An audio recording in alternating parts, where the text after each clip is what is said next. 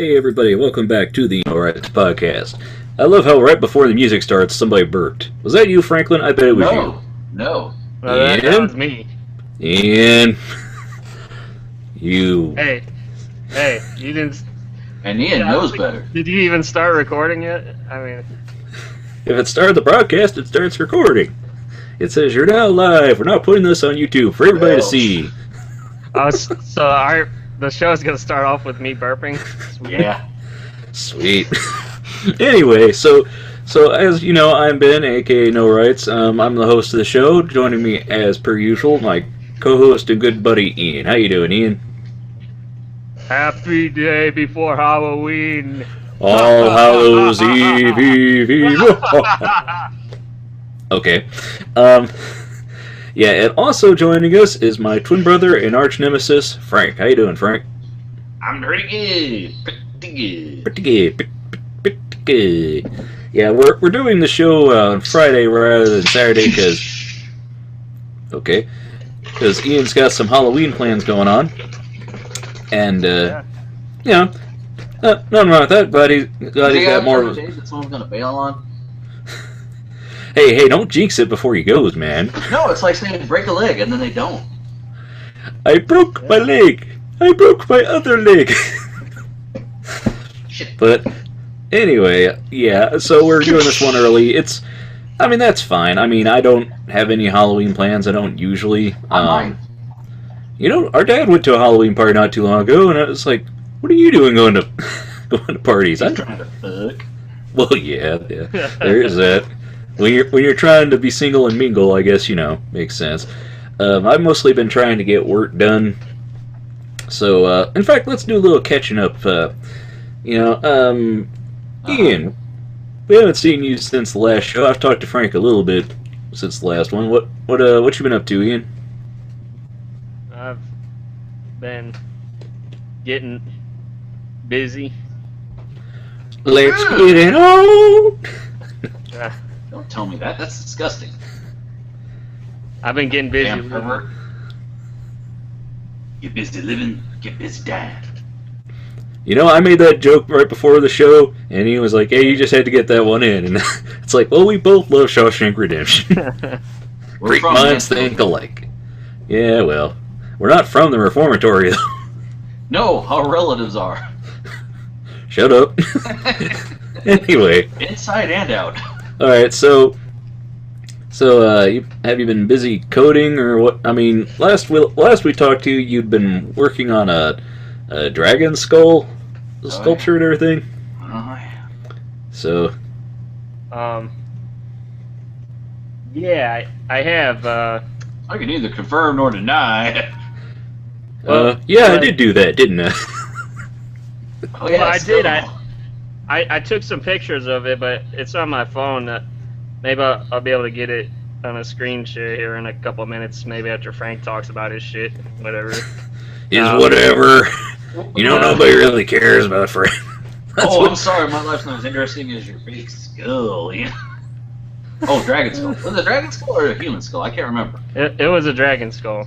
We know a guy in art school who wanted to take like a human skull and make it into a mouse. Like, you ever seen how big a human skull is? Like, that would be really awkward. It had to be one of those big ones with the fucking trackball on the side for your thumb. Oh, the trackball. Yeah, man. Or you cut out the bottom, and then you drink your beer out of the bottom, and you use the top.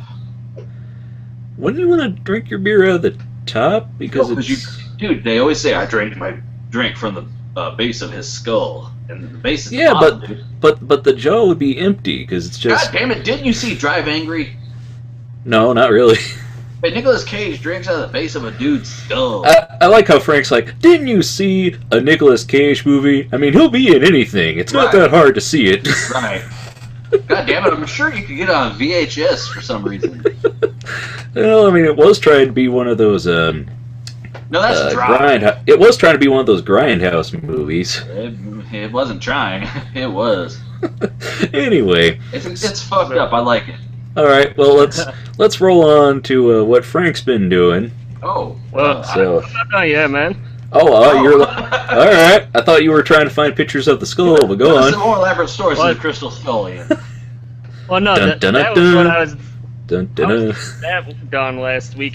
Now I'm working on some cards for my stepmom. She's Oh yeah, she's making business these cards. beds for like dogs and stuff. So Pet beds, and you're Yeah, helping pet her beds. put some business cards together.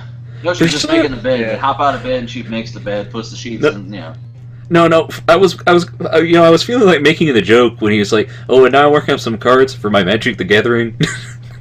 You know, hey, Because when he was talking about skulls, and then I hear cards, my brain's just like that kind of joke. And I'm like, no, that's actually stupid. down the street from me, there's a comic book shop that has a sanctioned corner for Magic the Gathering tournaments. It's authorized. People that are into that are super into it. I think Doug's into Magic. I'm not sure. Magic Yeah. the Gathering. no, I'm not doing Magic the Gathering cards. I'm supposed to be having more of an interesting life than Frank here, so I don't do Magic the Gathering. I would not be then if I was doing that. No, Frank's the guy that plays Go on his computer. That's the level of nerd Frank is. It's a board game, and I have multiple boards to the point where I just play it digitally because lugging around a big fucking wood board is hard. I had like 2 in my trunk. Lugging around a board and then finding people that want to play on said board. Well, no, I'm in a club. I haven't been in a meeting in a long time, but Well, then are you still in the club, Frank? oh yeah, I show up. They'll play me. They used to consider themselves the OSU Go Club because they had like 2 people that actually went to OSU, but those fuckers left like years ago. But they're still the 2 guys that were in OSU considered the club disbanded, but there was like 10 other people who were like, no, fuck you, we're still together. Is that like your car club that you used to be in? No, that was a different story. They disbanded completely. There was a branch in Pittsburgh, and then us in Columbus, and then the Pittsburgh guys went their separate ways. And we're like, well, we've got a big car show with vendors that we have sponsors, and we have to have a name on a banner. So we came up with a name for like a couple months, and then we went our separate ways too, officially. Because we were all doing our own thing. My buddy got married and was having his first kid, and everybody was doing their own shit. So, all right. yeah. So we're looking at Ian's dragon skull I sculpture. gotta check this out. Hold on, let me click it. I can't talk yet. Got it. Okay. Ooh, that's pretty badass. Yeah. You get whoa. Ooh. Dun dun dun dun dun dun. You pull all the bitches with that, Ian? What do you mean pull the bitches? You mean just Pull all like the showing them that? Be like, hey, check out my dragon skull, and they go, what the hell? And then you show them, they're like, oh. I don't know, man. People that would be like, "Hey, baby, look at my dragon skull." I think they kind of assume from the get-go. Oh, I know what I'm in for. You grab your panties. I won't be needing these. My original goal was to find like some glow in the dark paint to do this pentagram in, so you would just see that in the dark. Craft But store. I was doing it last minute, so I really didn't have much around here. So I just ended up going with the bloody pentagram thing, you know. Dun dun dun dun dun I dun. got some. I thought it only came in like the white green shit. It actually is multicolored. I've Yeah, they have like the blue and the red and shit. Yeah, like I've got that basically that shelving unit behind Ben there, the purple, green, and blues and reds. It's basically the same colors. And I did the Misfits logo, the Crimson Ghost. I painted one of those, and I did the outline the same color that I painted it. And like his eyes, I did like a blood red and shit. And it looks real cool. Yeah. Skulls are cool. Only thing is, it glows in the dark. It's so faint you can't see it unless it's glowing in the dark. Even though I try to get like red on red, if you're looking right at it, it just looks like there's maybe a smudge or a bit of dirt on it. But when you turn the lights off, you can see it. Yeah. Cool story, bro. What I found with those though, it's like when they look like different colors like during a normal like light, but when you put them under a black light or they're just glowing on their own in the dark, they tend to look almost the same, you know. I have to double check mine. I've got it sitting in my little art studio. Art studio. Well, I painted it, and then I realized that I had painted on the wrong side of the plexiglass, because I thought it was just a plastic panel, but it was plexiglass. And I like painting on plexiglass because you can have a background that's a solid color, and you're basically painting on glass on the other side. So if you don't like what you painted, you can remove it and you don't change the background. I accidentally painted on the back of the painted side. Whoops! Yeah, Nate was saying I should have had some, like, blood coming out off the teeth and stuff, but I just thought it would have been too much for this type of thing, you know? That's a little too metal. I mean, you know, like, you know, this looks like something I could see, you know, a band having it or something, or like, you know, a goth person. But I like, could see that at a Magic the Gathering tournament. But once you put the blood and stuff there, that's like, okay, come on now. Yeah, I did make it a little bit fancier. I put some black felt on the bottom of the base. So. Give it some grip. Yeah. On my way home, there's this house that I'm assuming they sell like wood cutouts of like. They have a hunter running up a tree with a bear chasing after him, and like I was up there for months, and I guess it must not have sold because the next time I drove past it, I saw that the bear had like blood running down. I'm like, oh, they tried to touch it up, make it more sinister. Well, maybe it's just for Halloween they decided to spruce it up. No, this was like months ago. It's been like that. Well, it's been up there for years. No one's fucking bought it. And then like they got like the wood cutouts of the army guys raising the flag at Iwo Jima or whatever it was. Mm-hmm. Pretty cool, but you know they're right next. What do you want? All right then. So back to my lovely face. Oh wait, we can take a look at the felt. Ooh, look at this. Oh, there's felt now. Hold on. Let me flip over. Frank's like, felt. I'm a Muppet man. I gotta see me some felt. Yep, that's not flocking. That's felt. All right. I had to take an X-Acto knife and trace around the thing. It was sort of a pain in the butt, but it's a self-adhesing. Oh. So, like it was sticky on one side and then. It didn't have like a peely back though. Yeah, it did. It had a peely back, so like. Well, you could have like laid it down and traced it with a marker, and then just used scissors. Yeah, I did that for a little, like to get a little bit of the imperfection, like some of the jagged parts off of it, but it worked out okay, I guess. I also have a picture from the back so you can see more of the back and then like the. Oh, hold on, I gotta check it out now. Check out the back. Okay. I used like a metallic thing. It was a wood pedestal or stick that I just put in there. A dowel, if you will. Yeah, a wooden dowel. Huh. I had to coat it. I had to use several layers of paint just to get like a smooth metal finish on it because I had to sand it away because the grain of the wood kept showing and it wasn't as smooth as I wanted, you know. Right. And it's still cheaper than a metal stick because. Yeah. But yeah, I wanted to get into making models. I thought about it. I started watching some videos on YouTube, and Morgan said, "You don't need another hobby." Well, Frank, I subscribe to the I think it was Stanley Winston YouTube channel. He's the guy that did the Terminator effects and a bunch of and he'll have like workshops and stuff, and he'll have previews of them because he sells the workshops, obviously. Because can you blame him? I think he's the channel that had the Jurassic Park costumes for when they had like practical effects, like they had the guy walking around in the raptor suit. And they were showing demo reels of it. They're like, yeah, I don't even. This was like 20 years ago. They're like, I don't even remember this shoot, but looks like we got to work. So anyway, I was just looking at models like Spock and Kirk. It's like you just paint the head and then the body's in a suit. I don't know. There are those people that like buy those celebrity dolls that come out and then like repaint them to make them actually look like the people. Oh yeah. So that's what this guy did. He bought a kit that's someone to paint it, and it's just like their face is just beige. There's a dot for the eyes. That's it. Yeah. Anyway.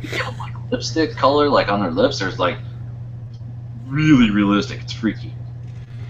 Well, I mean, if you watch Ashen's YouTube channel, he'll have action figures, and he's like, "Look at this paint job.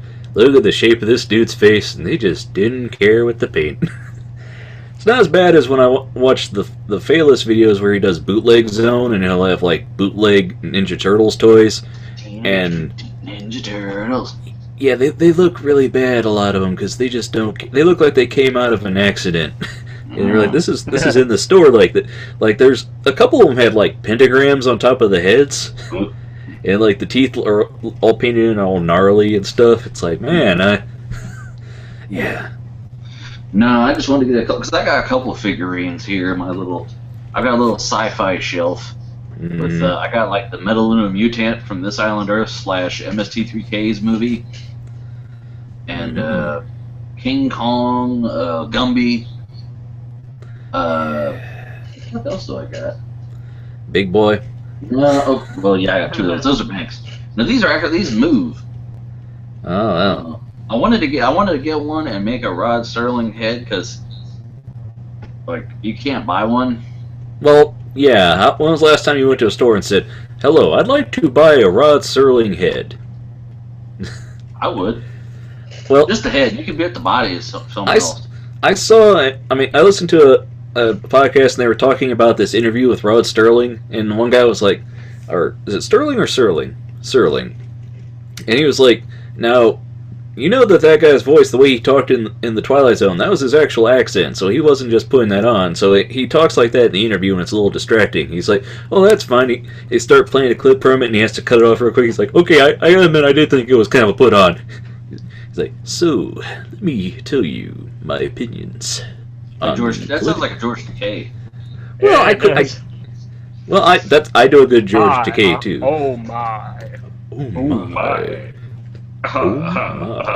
No, that's too far, Frank. To do a proper George Takei, you kind of have to just back off just a little bit, like like he's coughing. Oh my! Oh my! Anyway, so musculature. But then, you might end up doing a William Shatner if you take it too far. There's something on the wind. I saw a Tumblr post of their like the difference in commas. You get the Shatner, you get the Walken. I gotta tell you, I kept this up my ass for years in the war. Wore this uncomfortable hunk of metal up my ass for 2 years. What was That's a Joe Pesci. What are you turn Christopher Walken into Joe Pesci? No. You get your shine box. Get your fucking shine box. That was someone else. No. You motherfucker. Anyway. No, who was the other guy? Adam West. Adam West. Nobody gets Adam Wee. Anyway. Did you know Adam West paints Batman paintings? Like the Batmobile and him and Robin. Adam West. I want one of those so bad now.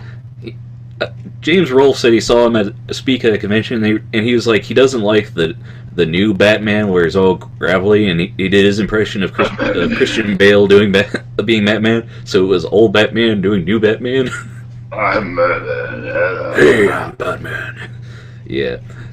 I don't remember what the hell I got on my sci-fi shelf. Hold on while I go examine. The show is so compelling that Frank has to go and look at what's on his shelf. This is what we've come to, Ian.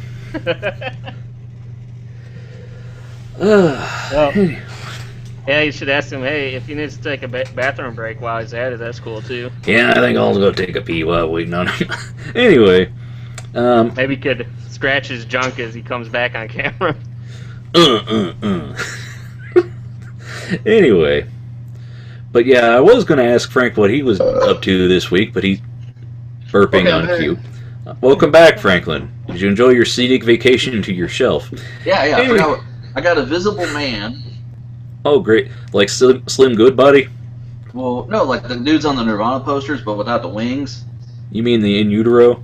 Okay, we don't need to see Frank into infinity there. That's creepy. Yeah. So, hold on, I got Planet of the Apes. Okay. Was it Cornelius? Cornelius. You may not like what you find there.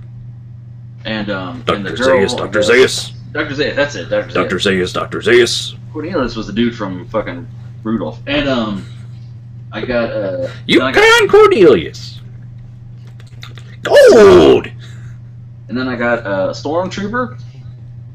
And Darth Vader with a cloth cape. He's only this big, though. I had the big ones. I sold them because, I needed money. How bad must you be to sell your Darth Vader? Look, man, I gotta have some money. I'll just put this up here in the pawn shop. No, I had a like a 6-inch. Luke, I am your father. I had a 6-inch Darth and 2 of the Lukes. I really kind of wish I had kept them because I had the dark side and the the new whatever, the one when it was all white and one where it was all black. He wasn't in the dark side. It was like Return of the Jedi. Okay. And then and I got Obi-Wan and doing the lightsaber bullshit. And then I got the See No Evil, Hear No Evil, Speak No Evil monkeys. And I got this damn creature from the Black Lagoon thing, but I got it at the dollar store, and it's filled with those little tiny beads, and he's rubber, and it was cool when I got it. I was like, sweet. And I sat him on a shelf, and part of it somehow melted to the shelf, and then it tore, and all the beads fucking ran out. Okay. So I'm looking for a replacement. That's what I was gonna do. I'm gonna get on eBay while I'm talking to you here. Anyway, it's funny because he also used to have some Tom Servo heads he was trying to build. Oh, I have a few. I did a comic about that where you're like, oh, you can sleep in my spare bedroom with the Tom Servo heads I'm building, and I had them going, one of us, give a gob. No, it was in the jungle, wasn't it? No, I was like, don't worry, guys, I'll still visit. In the jungle, I only had a two. A wee more. I have a KTMA. Oh, he only had 2 Tom Servo heads he was building. Can you? Well, they weren't the heads. They're the full bodies. One's done. I got the parts. No, because the one is the KTMA one, which is the UHF version, and then I don't have all the in betweens because there were several different versions in between. And then I got the last one that they were doing. I didn't finish that one yet. Hey, Ian. If Frank ever calls you a nerd, you just tell him, "Hey, watch the first part of this episode." And so what have you been doing with your week since we last talked, Frank? Oh, me? Yeah. When did we talk last? Last Saturday. Dude. He's like, I forget, was I there? Oh, I was looking into computer prices. I'm thinking about building a gaming PC. Maybe. I wanted to buy one, but for what I want to get versus what the hell they're selling, I'm a cheap bastard. Well, yeah. You should come to me because we're gonna talk about it a little bit later in the show, but I just bought a new SSD hard drive for my computer, and I got some more RAM for it and stuff. So because I have a custom PC myself. I mean, I have the computer that I'm on now is my old iMac, which is an 07, which is a dinosaur in computer terms. It still runs. Yeah. This is El Capitan I'm on. It's the excuse me. It's an. What is this? The burp cast? I gotta have my caffeine, Ben. This is the only way I can get it. But no, we should be recording these or splitting them up so we could make our own iBurp app. But the NoRights Podcast, just the burps. That's all people want to hear. Just that mix. Just the burps, man. 20% more burps. But no, all the iMac I'm on, it runs El Capitan, which is the new hotness. Okay, I just it's not the fastest thing out there, and I would like to get into gaming. I have an Ouya, so I play some games, mostly old games, kind of crappy games, and I want, I don't need. He's just feeling it because when we started playing Minecraft, and you saw Ian after the show, we Frank and I were streaming our desktops while we played some Minecraft, and my frame rate was not the best, but Frank's was every other minute. Yeah, he didn't have FPS, he had FPMs. Yeah. What's that? frames per minute. Oh, N. I thought you said N. I was like, what the fuck's the N? Yeah. Roman numerals or some shit? Yeah, sure. But, I mean, once it would load, it didn't... Well, that's the fun thing. That's the fun thing about that mod pack we were playing on, too. Yeah. It's like, even on a good machine, it takes you like a half hour to load. Well, Ben was like, oh, I got loaded, and he would, be done. And I'd be like, I'm still on 2 of 7, and he's like already playing, doing shit, and I'm like... I'm in the world, doing stuff, waiting on you. And then he'd be like, oh, it says you logged in, and he's like, okay, I found you, and I'm like, I'm just still waiting for it to... I'm like, yeah, your empty soul is just staring there, waiting for your empty vessel. He's gonna be online here in a minute. Yeah. But like, I would like that, and I mean, I don't want to sit at a keyboard for everything, so I want to, do like maybe a 360 or a PlayStation controller or something to play some stuff. But I would like to have. I'm sorry to interrupt you there, Frank. Did you hear about how they're going to be making the 360 games backward compatible with the Xbox One? So, and that's coming up, I think. Like the 9th or 10th of November, if I'm going to play 360 games, I'll just buy a 360. It's cheaper. What the hell is on the one that I have to buy a 1? Well, I mean, you don't want to play your Black Ops 3? Well, let's be fair. I mean, you can get a 360 for like $20. I mean, and you can buy it for what you can get in the store. You can buy it on Craigslist with 10 games, and I'm like, why would I buy it in the store for $100 when I could pay $100 and get 10 games? What I love is I'll buy stuff online because I know I can get it cheaper than in the store, and then I'll see listings for a thing where it's more expensive than in the store. Like, are they catering to some place that doesn't sell this? I'm in Wyoming where there's none of this. I'm lucking out. Well, there's something you can buy for like $500 and you see it on a listing for $3,000. Yeah, you're just I love you're just like, are they hoping somebody doesn't know how to e-shop? I mean, other than like eBay, what's up with Amazon where they're like, here are other offers. The Prime one that Amazon endorses and is okay with is $7.99. If you want to buy it from somebody else, $30 plus $15 shipping, or a fucking $100 plus shipping. Are you out of your fucking mind? I just wonder about the guy who like goes to the listing and sees the main listing is cheaper and then sees that it's more somewhere else and goes, well, of course I got to pay more. It's probably better, right? No. Anyway. The hard way. But yeah, I'm gonna get all of it. So that's what Frank's been doing. I've just contrasting and comparing. Christmas and Black Friday deals will be my friend. Yeah, and what I've been working on is, we're going to talk about it as the main topic of the show because I want to gauge everyone's thoughts on it and share some links to get some opinions. Because I'm still trying to figure out exactly what I want to do. Because one of my hard drives was filling up and I've been doing the shuffling stuff around. And originally, I was thinking about just, whenever I fill out a drive, just go and get the next biggest one that's probably double the size of the one I had and dump, swap it out. But it's like, that's a hassle. And I'm thinking, I want to start doing more video stuff, and I'm going to need more room, so I was thinking maybe I could get some network-attached storage or something, or a server cabinet, and I was trying to figure out the best solution, and every time I think, okay, I'll get this, and then after a while when it comes down to, okay, just order it, and I go, do I really need this, or would this be better, more cost-effective, and how can I find it cheaper? Because that's kind of the thrill, is the hunt of finding something cheaper. So yeah, we'll get into all of that later. Talking about hard drive shit, man. Hard drive stuff. Shit. Yeah. I try to watch. There's videos on YouTube for every fucking thing, and there's this guy who talks about gaming PCs and equipment, but it's just him literally talking is what you hear, but what you're seeing is his gameplay. It's fucking boring because he's just rambling. He's like the Micro Machines guy.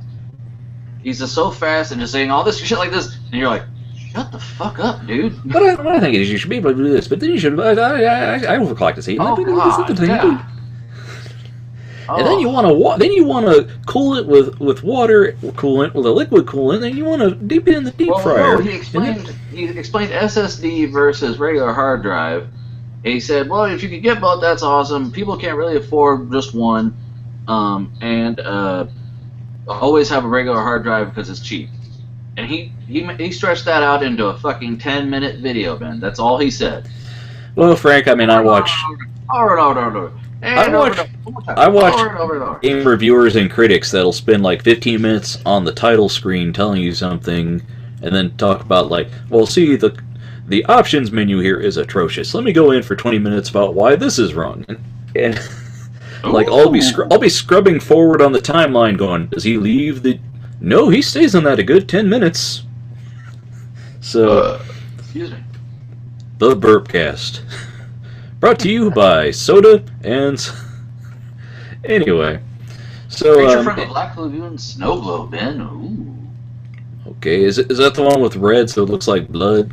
I've seen that one around. That'd be a good idea. Well, I've seen different things like that. So, by the way, Ben, I didn't even notice, but you got like some Halloween. You got like a Halloween themed Hawaiian shirt. No. Say Halloween Hawaiian 5 times. No, because like yesterday I was wearing the orange one that I use. That's really kind of Halloween-y. This is just yellow. So. It looks a little bit. It's got a little bit of orange. Oh yeah. And I almost forgot something. Speaking about technology and upgrades. Oh no. I had to buy another one of these, Ben. A shiny case. Audio stereo interconnect 3.5 TRS to 1/4 in TRS. You know what this is for? You know what it's for? You know what it's for? What? What are you using it for, Are Frank? you plugging that into a mixer or a guitar or something? Yeah. When I plug my guitar into the computer, the one I've got, they're both cheap plastic, but like where it bends. Yeah, I'm thinking I need to get an interface or something to plug into the computer for when I plug my guitar in, because like I've got a MIDI keyboard upstairs I want to use too, but that's a whole other thing. Man. I got a mixer, dude. You gotta get it, dude. Yeah, I'll get to it later. He's got some sweet beats. No, dude, what you should do, man, is like I try to keep all my stuff in like 3.5 or millimeter or whatever, but I just get the adapters to plug it in at the ends of them to switch it to the fourth. But then when you get the long cables, everything just hangs heavy. You lose quality when you get the longer cable, man.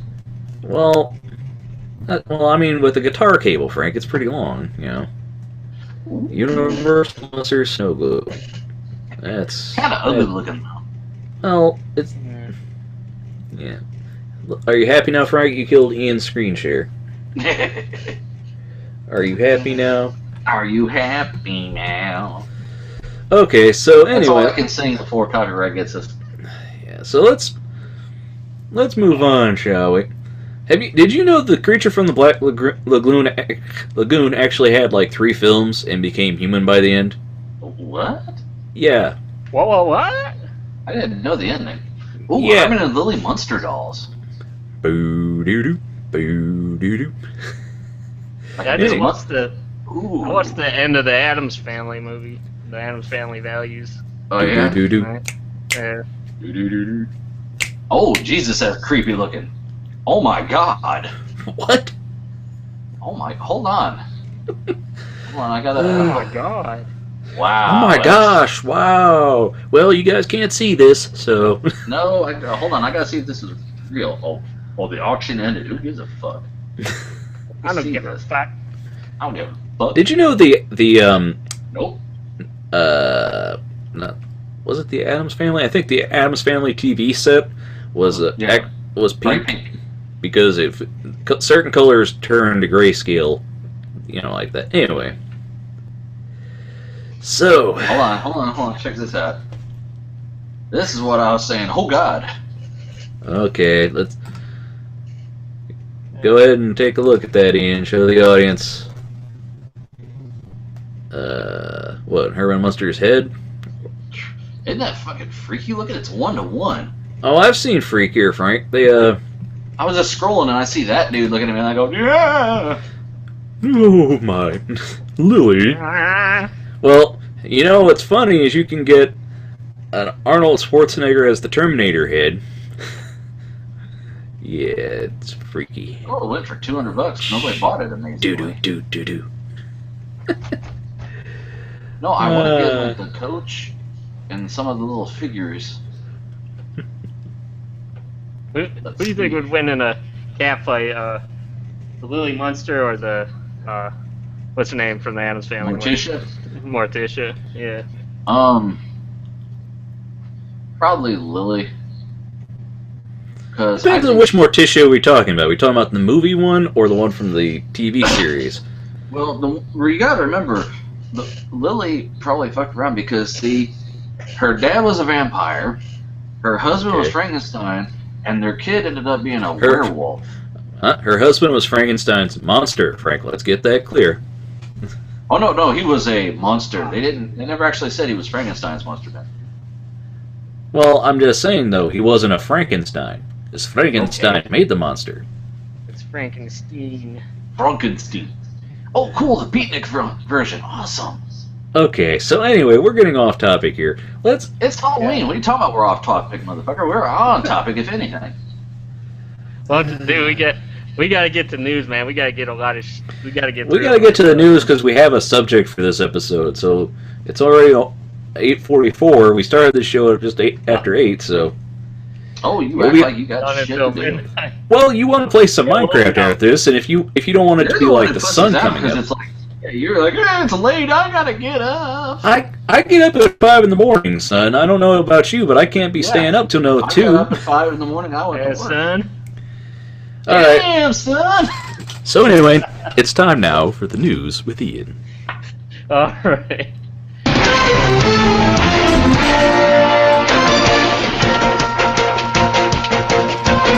Breaking news.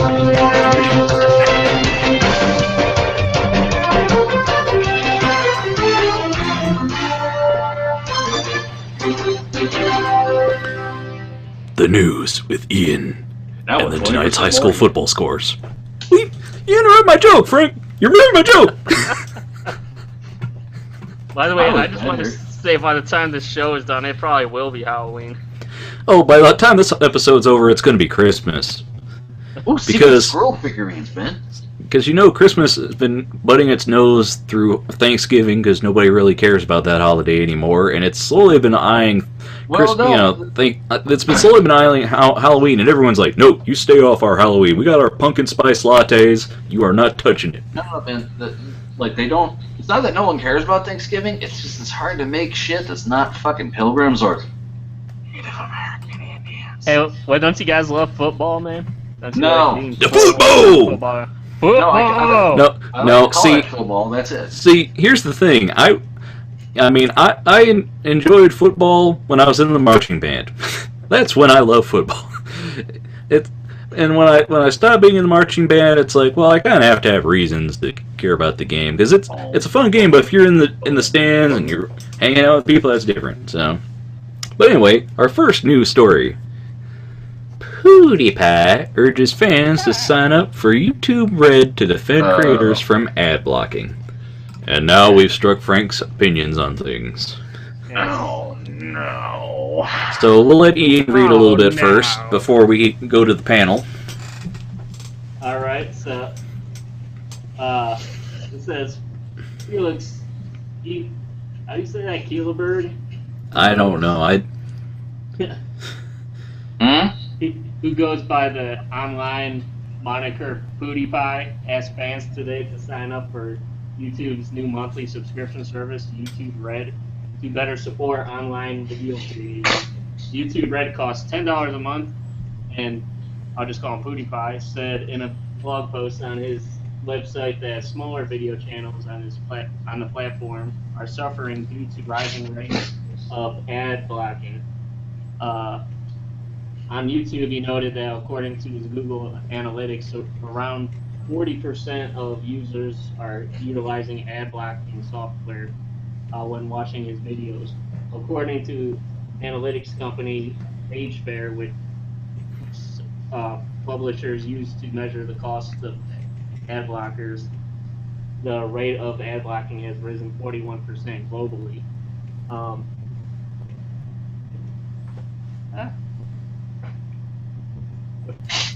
I can't scroll. What's happened? Oh no, Ian broke his scroller.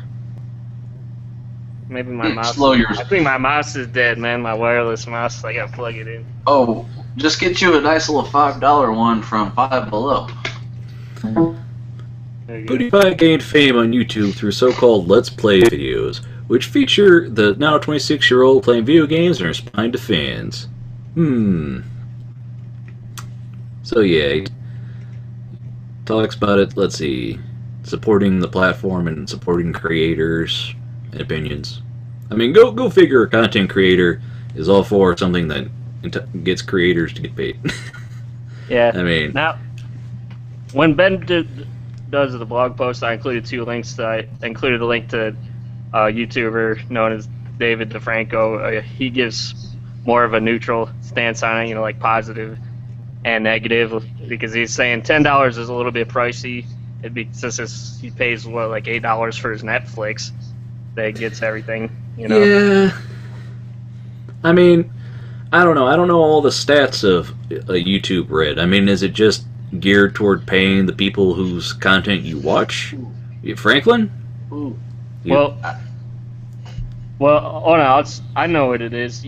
For those of you who don't know what YouTube Red is, exactly, it's you pay $10 a month and you won't have to worry about any ads, and that goes for all the videos on YouTube, YouTube Gaming, YouTube Music, or whatever. So that's pretty much all that you get with it. I mean, you don't get like any special content or anything. So you're just paying. So you just. Well, yeah, I'm sure there is, but it's from like PewDiePie and. Well. Yeah. And I mean, if you want to actually know more about it, Pat the NES Punk and his buddy, I can't remember his name. Their podcast, they went over it and basically explained it and said this is something that. As customers, no one was asking for it, but the thing is, YouTube was hemorrhaging money for Google, because think about it, all they have is their ads, where if someone clicks on it, they get, however much money per ad, and people are using AdBlock now, and in droves, because they don't want to see the fucking ads. So, they figure, they're not going to make $10 off of 100 of their fucking videos, might as well make $10 off of one person subscribing to this shit. The thing is, like Ian said, for price-wise, you're comparing it to Netflix, and the quality and the quantity of content on Netflix is way above par compared to what you'll see on YouTube, which is for free. Whether this will hurt the little guys who don't want to tie into this, like they'll be punished for not doing it, or they'll just be given less bandwidth and shit. Well, I'm just wondering how I'm just wondering how it's going to roll out when, okay, they roll this out, and how much of it goes to the creators, one, and two, if money does go to creators, what's going to happen is some of your favorite people are going to be having Red-only videos, and if you want to watch them, well, you're just going to have to pay out $10, and it's like... Another thing is it's not the best name choice, because there's RedTube, which is a porn site. Yeah. And then, there's also that Red for, like, when they make the iPod Red that goes to AIDS in Africa stuff, and a few other things, I think. I don't know, but they gotta work on it.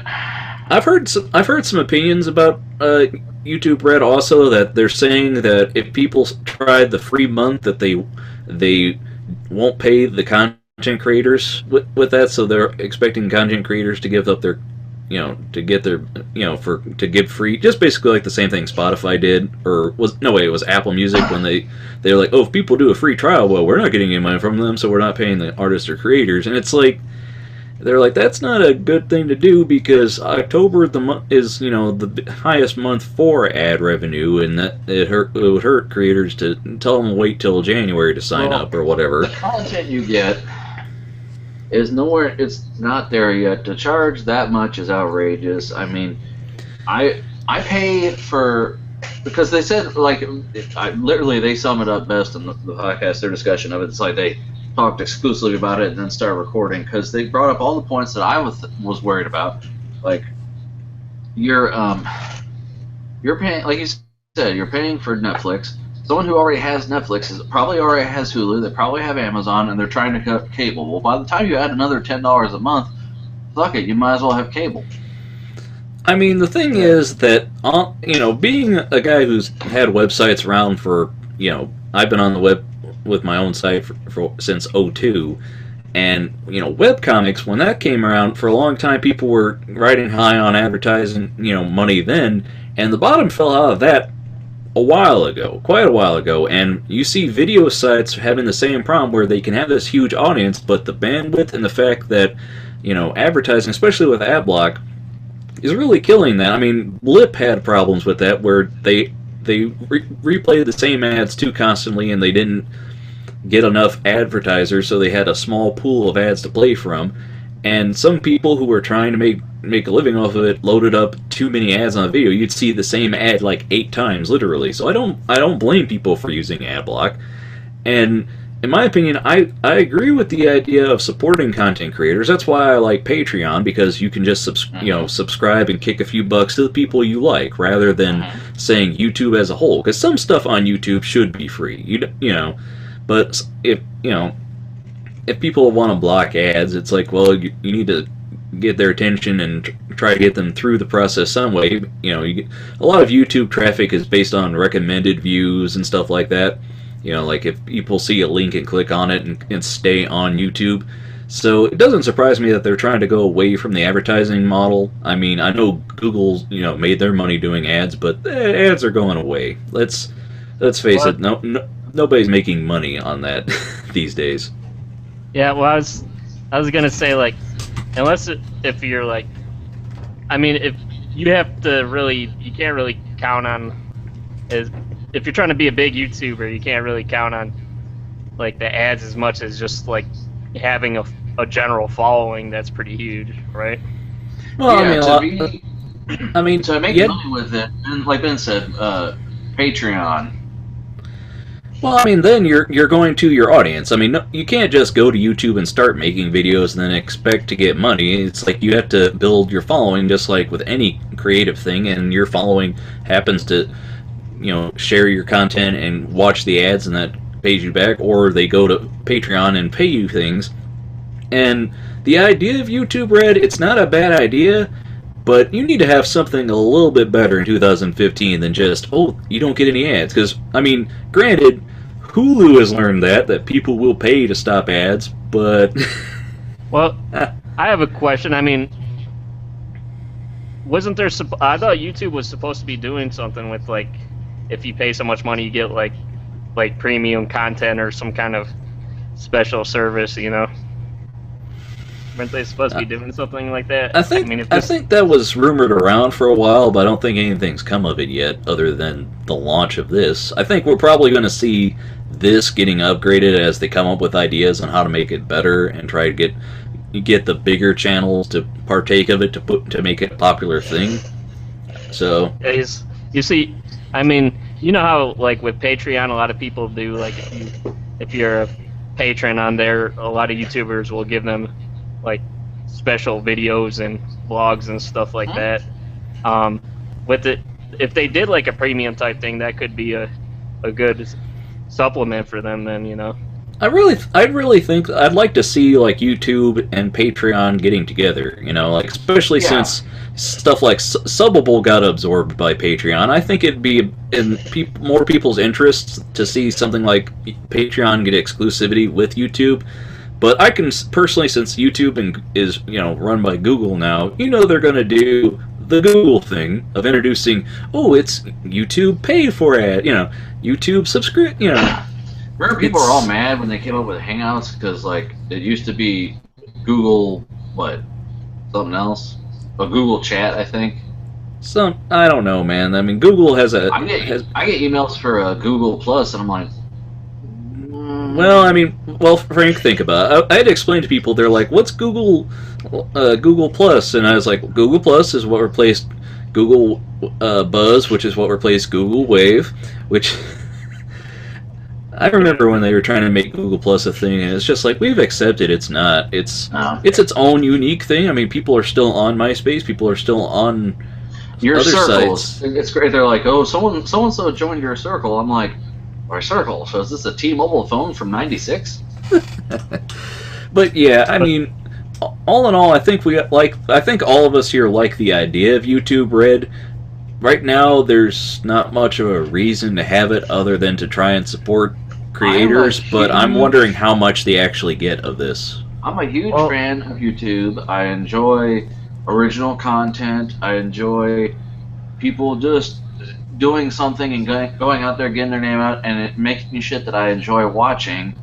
I want to support them, but I'm not paying a blanket fund to YouTube if they're not going to kick back to my fucking artist. If it's someone I really like, I'll get on their Patreon. Yeah, like and if you, a couple bucks. I mean, like if you could just when you subscribe to people, if you could subscribe to a YouTube channel at like a premium tier, you know, and that way you get exclusive content or something where you don't. If you had a YouTube Red account, and instead of following them on your regular YouTube account, if you follow them on your YouTube Red, they know, oh, I've got some Red subscribers who are getting fucking, followers. And or you could get videos just early. I mean, that alone would be enough for plenty of people. It's just, I mean, as long as it was a way that wasn't like that's what I like about Patreon is when people put out a video, they can put it out early for Patreon users, and then regular people still get the video. Because I don't, you don't want to ostracize people. The thing is, artists are actually having trouble finding ways to give people exclusive shit because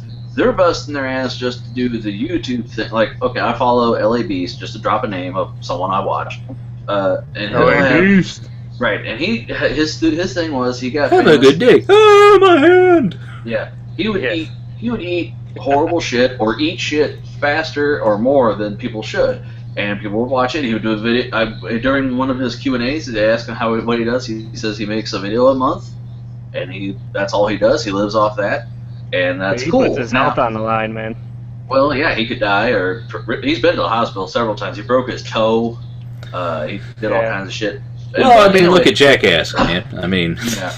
But they actually were on TV. He's on the fucking internet for YouTube. Yeah, but Frank, that doesn't mean anything. I mean, I'll tell you... Anyway, but the thing is, what I'm getting at here is they're trying to offer some kind of exclusive deal to get more people to do stuff. Like, he's doing the Tom Green's Webovision show, which is subscription-based, and he gets tens of people on that. And then to keep people interested, he's got a vlog channel, which is a channel that he makes videos all day on the fly, which are not scripted and not one special thing usually. It's just what he does throughout his day. It's edited because he just pulls the camera out and goes, hey, I'm waiting in line for this, like almost a tweet. Well, you mean a Vine? Well, tweet, Instagram, Vine, video thing, whatever. A short status update, but he edits it all together to make it what his one day is. And the problem with that is, while he's filming, his regular video for the month, he's got his camera for the vlog fuckers, and he's, giving them a behind the scenes, but they're watching the same fucking video twice. And a lot of my other websites, the guys I watch, like the Regular Seating guys, they'll be doing a review on a food, and they'll have their fucking Periscope followers on their phone watching over there. It's the same fucking video, but they're watching it over here to be exclusive, and they're running out of shit to do, and they got to do something. It's hard. I understand. I mean, that's the thing I've heard about. That's the thing I've heard about Patreon is a lot of people on there are saying, like, if your fans are dedicated enough to pay you money, a lot of them just want to say thank you for the content you make and give you things because it's hard to squeeze in that extra thing to do. I mean, that's the difference between, like, a Kickstarter where people are they're like, oh, if you go on this level, we'll do this extra thing, and adding levels, and as a Patreon where it's like, well, if you like my stuff, please give me money and I'll make more of it. It's a fair trade. Yeah. Well, like, Beast finally just got to the point where he's like, I'm not gonna he'll do a challenge, and if he fails it, he used to not post it. Now he says, fuck it, I'm posting them. Because, like, Matt Stoney's another competitive eater. If he posts it, he completed the challenge, or he changed it. He buys 24 muffins, and he eats a dozen of them in 60 seconds or however long it is, and goes, that was the 1 dozen muffin challenge. You bought 2 dozen. No, it's the 1 dozen muffin challenge. So that he does that, but LABC just fucking destroyed his halfway through. He started vomiting, and he's like, you know what? I'm posting it because at that point that's his whole day, and he's got nothing else to do. He's not going to do another video for the month and make himself extra sick on top of that.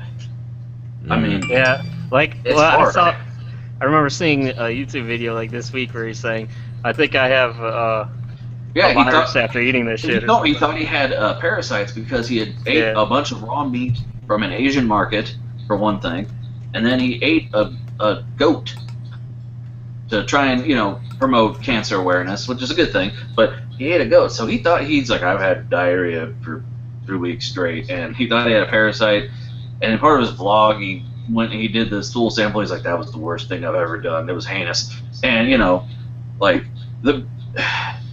to do exclusivity and, to be on top, and for a one-man, sometimes two-man operation is a fucking pain in the ass.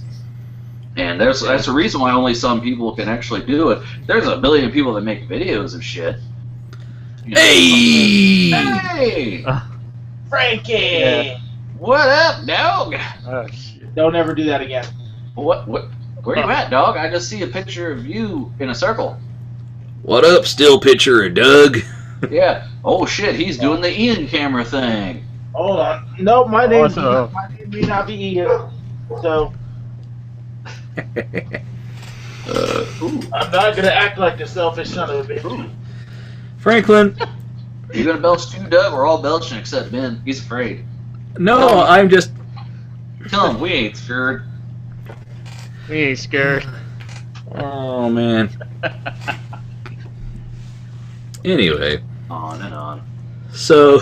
Since he's catching the tail end of this, did you want to give any opinions or anything, Doug? Doug Like having you've opinions? Yeah. Doug has never had opinions about anything. Yeah, he's so This is documented. soft-spoken and a gentle soul. And especially about YouTube. He could care less about YouTube. Yeah. What is this thing called the YouTube on the internets? Next you'll be posting videos of pictures of cats. I mean, Cat videos? I like them. Well, Sounds cool.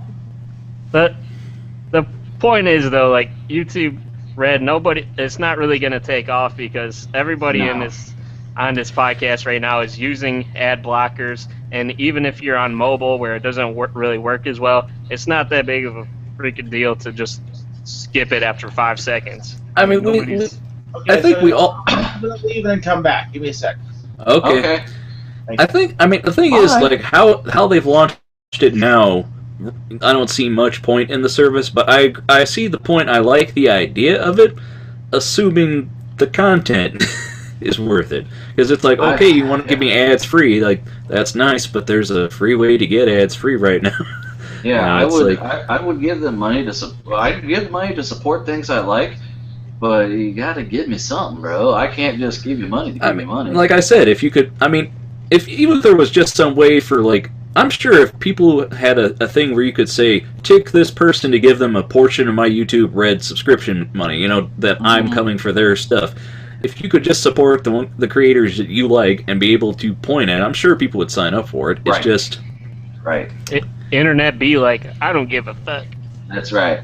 YouTube be like, we know what you want. I take it we're talking about YouTube Red here. Yeah. But that's what's indicated on my screen here. No, we're talking about YouTube Vanilla, and then YouTube Lite, and then carb free, and 0 calorie YouTube.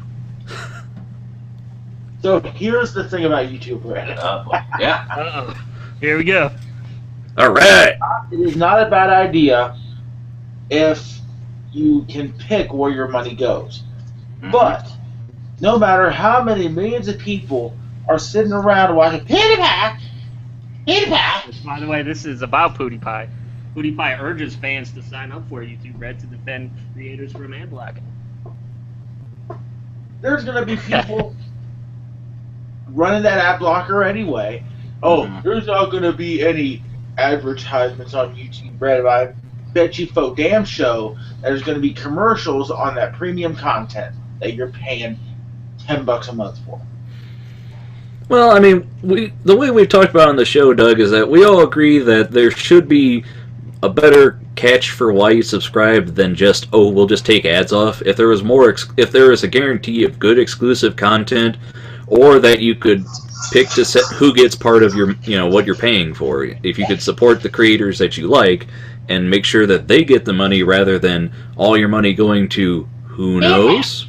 I mean, if you're trying to support the smaller channels, if your money just goes to the big ones with the high networks and Is all my money going to the starving kids in Africa, or is it going to Sally Struthers as a Jabba the Hutt? It's going to Sally Struthers' next Pizza Hut. Sure. Alright, so we spent a good long time on this story. What's our next news article today, Ian? YouTube Black. I could have done that. YouTube Black mixed with coffee. Feds to require drone registration after close calls. Yes. I'm going to have to stop this because... Shit, I fucked something up. Come on, Ian, get your shit together. How long has it been since I've been on here? Oh, that's it? Ian's fault?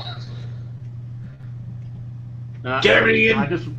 I just want to stop this before it starts playing because this is on Fox News here. There we go. Oh no. That's what you're getting your information from the Fox News channel. No, I've seen this article before, but I was trying to pick an article, so I just went to the Fox. Fox News. We distort, you abide. Fox News. F-A-U-X. Oh man. Okay, so let's Okay, so this is pretty much about the FAA is gonna start requiring drone users to register their drones if they plan on using their drones above like a few hundred feet. Which I'm sure they'll do. Yeah. It says the decision is meant to, in part, to address the growing number of reported close calls and incidents that pose safety risks. Pilot sightings of drones have doubled since last year, including sightings near planes and major sporting events. Which I remember reading an article about they want to ban like drones around like the sports events and stuff, so like you can't like record them or something, Well, I mean, you don't want a drone to land in the middle of the field during the game. I mean, I'm sure that would piss everybody off. Oh yeah. And now the winning move in the OSU game. Oh wait, there's a drone. Wait for it. And the drone does kick off. The drones win. Drones win. Drones. That's No, it's just like. So here's the thing with the drones. Uh-oh. We all knew this was once these drones started invading flight space and flight paths. I mean, and a lot of people will scoff at that, but it's probably number one, it already happened somewhere and just not been as heavily reported. Oh, it has happened. So I saw this coming a mile away, and I think it's necessary to some extent that if you're going to be flying these type of devices, you need to get an FAA approved sticker. You can go to the BMV and get your droid license plate. Well, I mean, let me just say something real quick. If you he says before the 15-minute rant. No, if you have to register a fucking gun, which you might use for something violent or you might not, why the fuck can't you register a stupid droid which flies with, that's all it fucking does is fly. It's gonna fucking fly. Well, I mean, I'm just curious, I mean, they're becoming a new thing, obviously, but, what about model planes? Radio-controlled planes. Model planes didn't have cameras on it, that way you can spy on your neighbor undressing. Well, I mean, that's a whole separate argument. This is about getting in the ways of flight paths and stuff, isn't it? Yeah, planes, I don't think flew up that high, man. Drones actually do. Let me answer your question here for a second. It says toys and small drones that don't present a safety threat are likely to be exempt. Drones that weigh only a pound or two, or that can't fly higher than a few hundred feet are considered less risky. However, ones that can fly thousands of feet pose more of a problem. So that's pretty much what they're thinking. Yeah, there's been planes that like were flying, and a fucking drone flew out in front of them, and they're like, "What the fuck?" Yeah. That's actually happened. I saw it on the news. So. Yeah. I mean, imagine a drone knocking something off of like a, like a NASA expedition and ends up causing some major malfunction. Likely not going to happen, but you have to pull it. I mean, think about how many complaints there are from pilots of people flashing laser pointers up at planes. Now imagine each person with those laser pointers has a little controllable craft that can fly into the plane. Think about how much trouble we're going to have down the road. I mean, I don't think this news really shocks anybody. No. So I kind of see that, like, if you, I think if they sell kits of drones that can go up that high, or if you buy one that's already made, I think, that should already be a thing where they just register it and say, yeah, this is already on record, out of the box. Fucking thing. Unless, I mean, now if the people you're not that do anything bad, who cares who has your information? But then again, this is also the same age of like 3D printed guns, so I figure there are probably going to be people building their own drones. But it's like, if you build an airplane, I'm pretty sure the FAA wants to know about it. Your own, homemade helicopter. So there's really not much wiggle room for. There's a certain amount of your own personal helicopter, because remember, Jeff Dunham actually has what they call an unregulated. It runs on gas. No, And, he's got several of them. And then remember, there's that guy in Florida who flew over to Washington. Where the fuck did he come down? Congress or the House? I think he came out in front of the White House or something. Well, he had letters to like every member of Congress about something, and he's all pissed because that's getting more recognition than what he actually flew over there for. Yeah, well. It's your own fault, dumbass. Well, I mean, we've got drones flying into prisons, dropping off blades and drugs, so... Yeah. And cell phones. Yeah. In Mansfield, we had dumbasses throw fucking cell phones over the wall. Well, I saw another story recently where it was over the wall, but it had, like, blades and drugs on it. Yeah, that was... So it's becoming a thing. Some of that newly to be regulated marijuana. Woo! Yeah.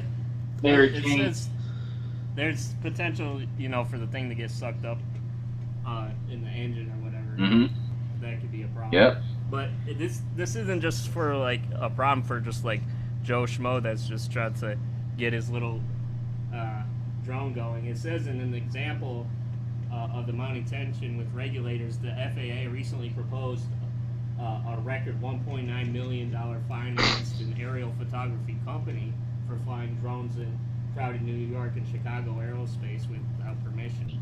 So like they're trying to crack down on companies as well. Yep.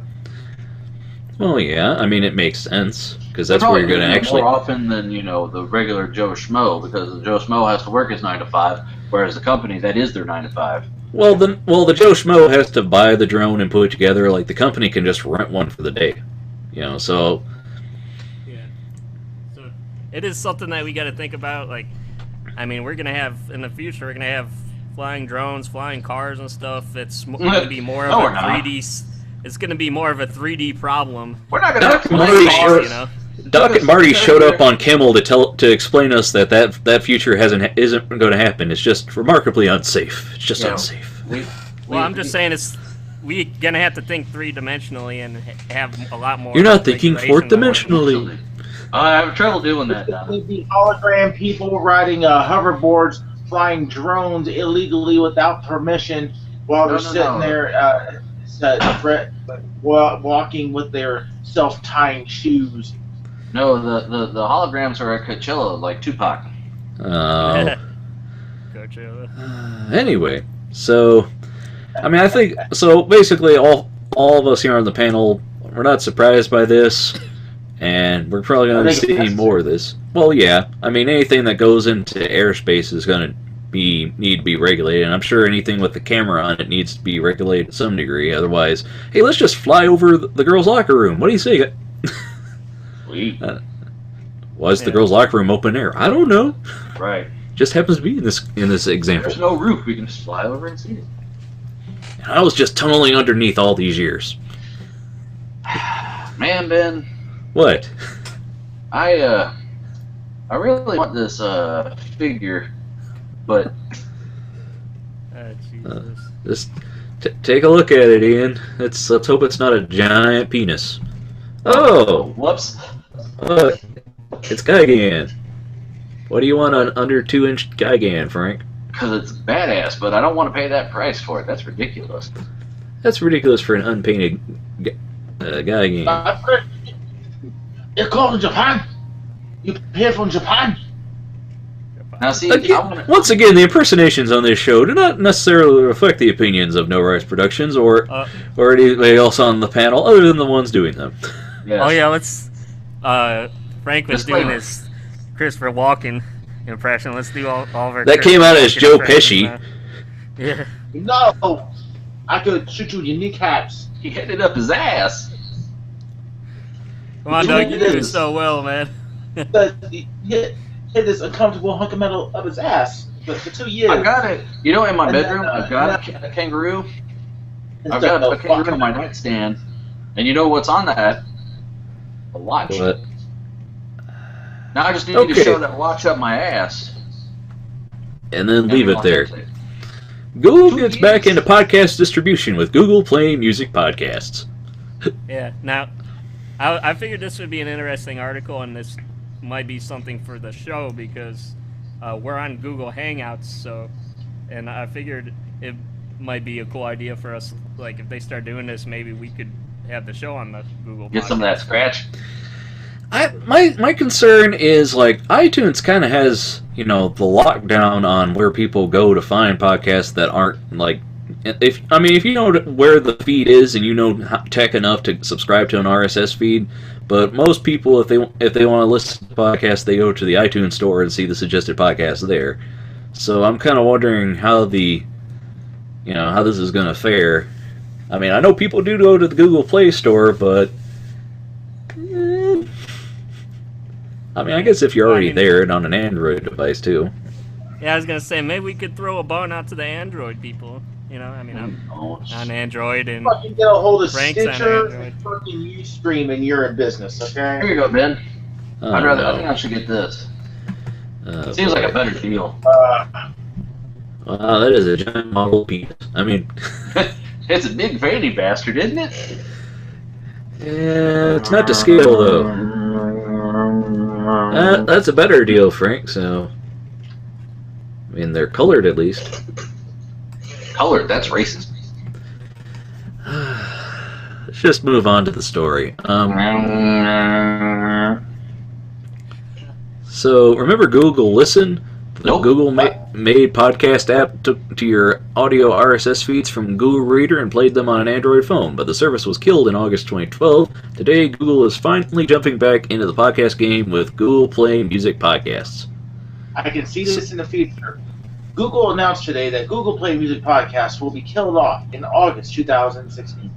To be replaced by Google Hangout Podcast Plus YouTube Red. Plus .buzz / whatever the kids are saying these days. Please use our products. We're more than a search engine. Please use our. Yeah, I'm pissed because I can't get the damn Google search to work on my damn phone. When I tell it, okay, Google, it goes, no. It goes, no, Frankie. Fuck! No. And it makes me retrain the fucking voice model, which I don't know why. I think this is good for people that, to get. I think for podcasting and all this is good. It means that more people are going to be stumbling onto podcasts and it's going to be useful. It's just what? Well, if they're already in the Google Play Music store, Grandma's gonna find. Oh, what do you know? There's a cooking podcast. And, oh, there's something about this on this device. I don't know what it is. It's from the future. This is a nice rectangle. Greg put all my music on this rectangle. Yeah. I don't know. I mean, it's something to think about in the future. When if this takes off at all. I mean, I'm on Android and I really don't I mean, the Google I think store it's at all, but I think it's fine. I just really don't want the whole no. You have to be on our service. No, ours is better. And like I have Google because you know that happens with everything. No. I don't want a whole nother iPod and Zune debate where it's like, no, one is clearly better. Yeah, no, I have an Android, and I only use the Play Store. Damn, get up there. I only use the Play Store for my apps because they're on the free ones. I have the survey thing where after I answer so many surveys, it gives me credit to my Google Play Store because I don't have it set up for any of my money. And I have like $8 in there, and I haven't bought a single fucking thing because there's nothing worth paying for in there. Well, what are your thoughts, Ian, as the other Android guy in the room? I mean, I don't know anything about it yet, so like, I'm just thinking about other ways of getting our show out there. I guess. I mean, we don't have to. I don't think we should have to stay exclusive with one thing. I mean, if you have like a whole, panel of ways our shows are going to be out on, you know. Well, I mean, like I said, you know, I think this is going to be good for podcasting, and if they make it easy to submit, I mean, even Apple doesn't make it easy to submit your show because you send them the thing, and then they say, oh, wait, no, it's not validating properly, or no, you're putting too much stuff in the feed, or you got the thing. I mean, you know, it's because it's a system. You got to make sure you fit up to whatever, and I'm sure they're going to have, you know, their own different issues when you sign up for things. But I'm down for whatever.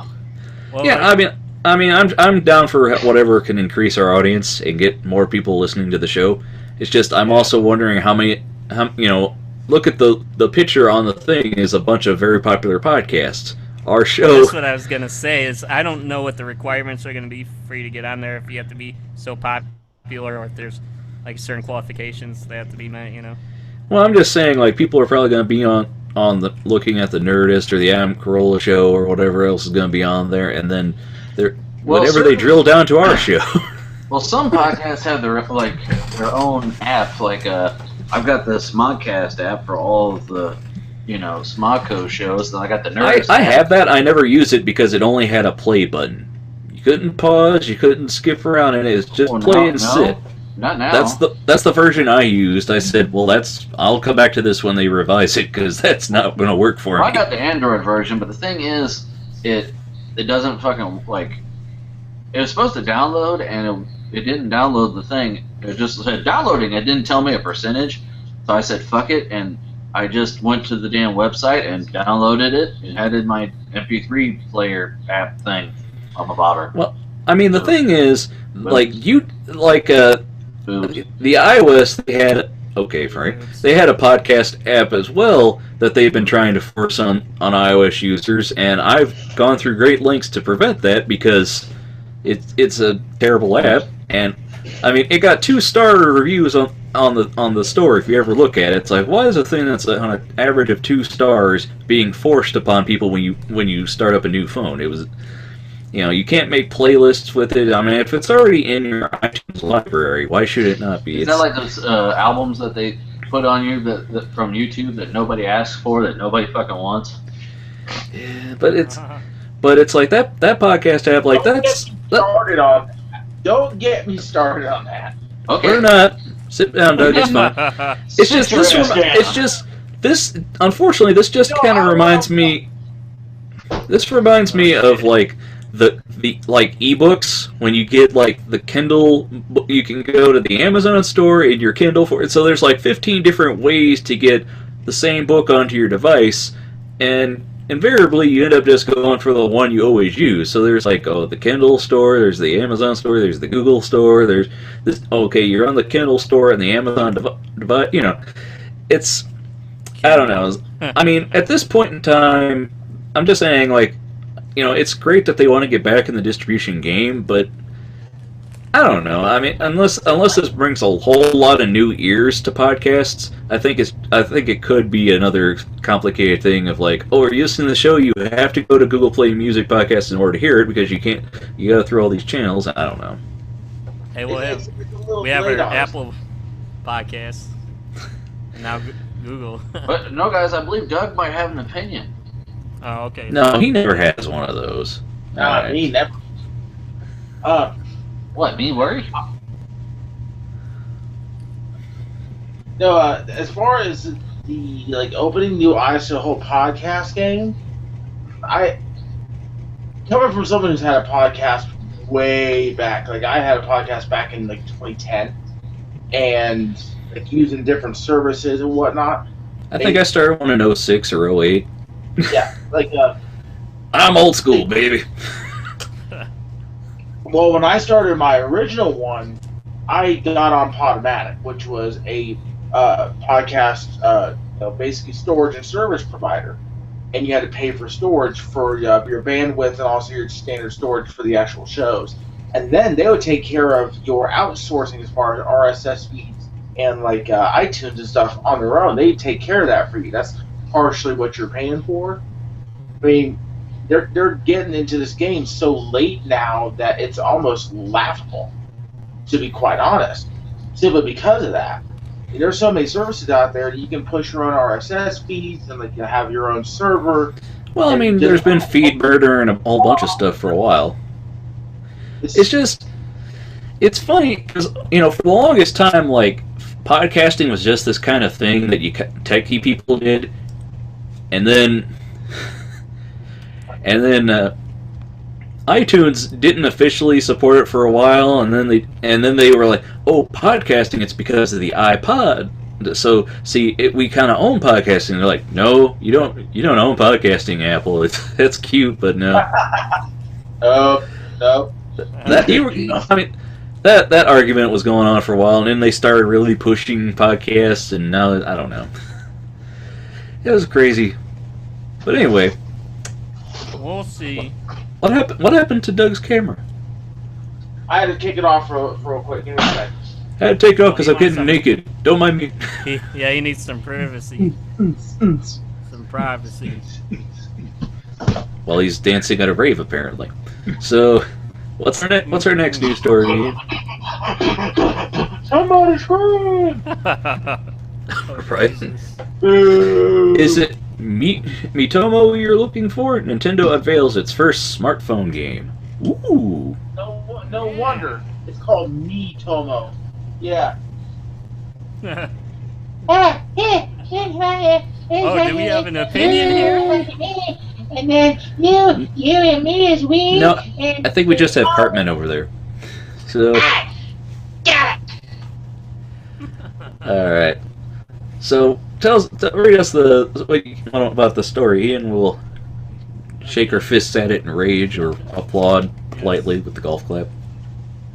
Oh, Jesus. Here we go. The Japanese video game giant Super Mario and Legend of Zelda will make its first foray into iPhones and Android devices with Miitomo.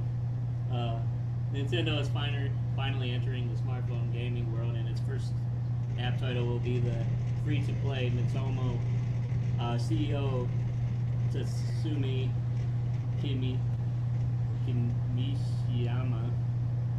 Kimishima.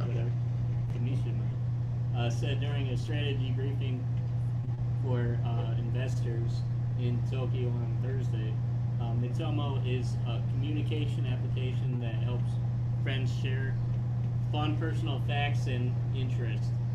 The Japanese company said in a statement, players will create avatars called Miis that they can use to engage with friends, to learn more about each other and find common interests.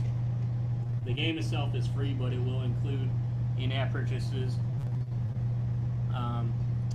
Though the game has been expected to be released before year's end. Nintendo said Thursday that Miitomo is scheduled for global release in March. Yeah. So, I don't know. It gives a couple other technical details about it, but I'm not really sure how this will be. We can play it. Let's play this. Turn the audio down Mm-hmm. If they have any visuals here, but Well, I mean, I'm sure it'll probably find its audience, like that whole Animal Crossing thing and other stuff like that. Those kind of games. yeah. We'll just have to see how it goes. Yeah. What do you guys generally think about Nintendo getting into the smart phone world? I mean, what if they decide to make a Nintendo smartphone out? That would be crazy. Well, I mean, when they released Mario Maker, everyone was wanting that for a long time, and now it's here, and it's going crazy. And I'm bummed because it's on Wii U, and I don't want to fucking get a Wii U.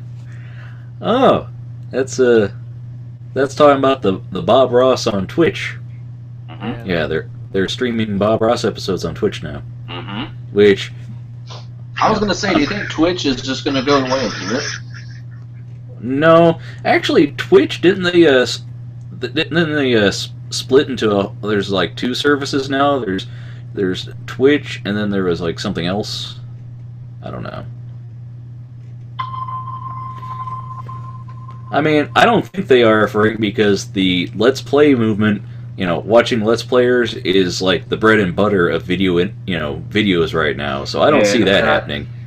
I mean, granted, there was the bread and butter of, reviewers online, but that kind of got oversaturated real quick. So, I don't know. I don't think they'll be getting into this, that's for sure. Just want to go ahead and let everybody know that this just happened.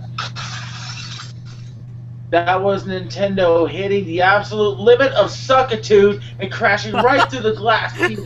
Because let me tell you what, this is stupid. Oh, shit. And I'm done. Oh. For a second, I wasn't sure if I was watching Doug's webcam or Jim Cramer on Mad Money. Let me tell you my problem.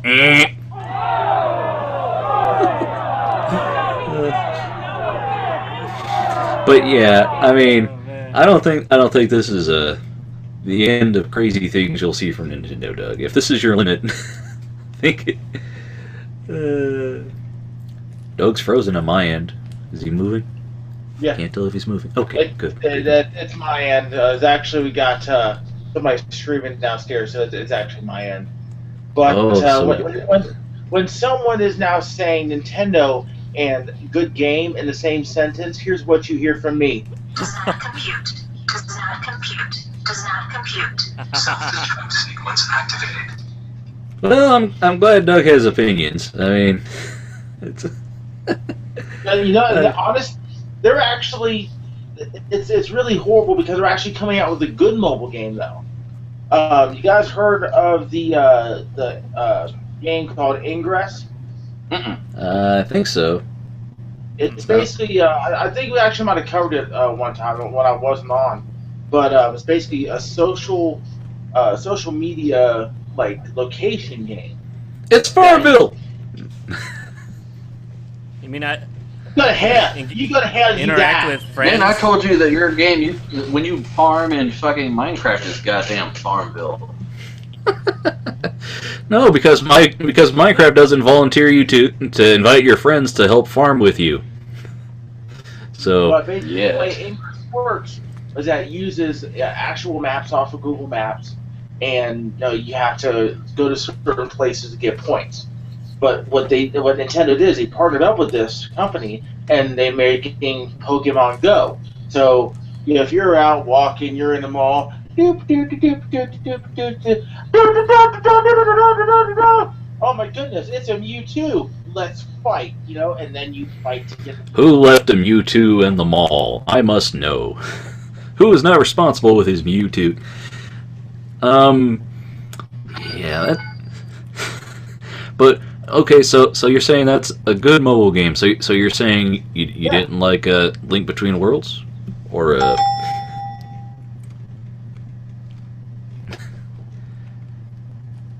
Just saying. I mean, people Nintendo's opinion. Like I've heard is basically Nintendo's been killing it on the handheld market.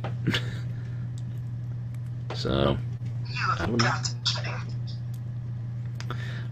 How's your Save the Vita campaign going, Doug? It's been a while since I've talked to you about that. There is actually a couple things on that. Okay.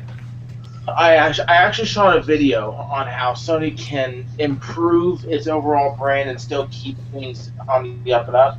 I shot that. I'm going to be uploading that probably tomorrow.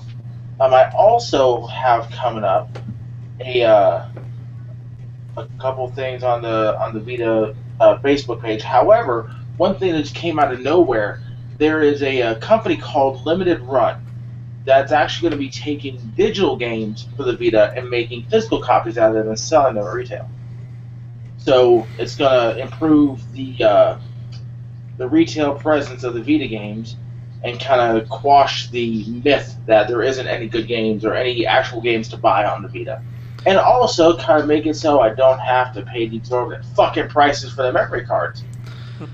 I'm trying to think, what have you guys heard about that service that takes digital games and gives them boxed releases with box art and in-game in-box packages so they look like old 90s games? I've never heard of that. Oh yeah, the Lazy Game Review guy did a thing about that. Yeah. So Like if you get a digital game and you get a cardboard box that looks like it, with a Steam key and other things in it, but I like the idea of it because the whole tangible thing I like the idea of. If you got a collection like me, I like to show off my collectibles. That's why I collect VHS, because it's a fucking $1 a movie and it's bigger than a DVD. I just like the specialty of things, like a game box with keychains or other weird little trinkets.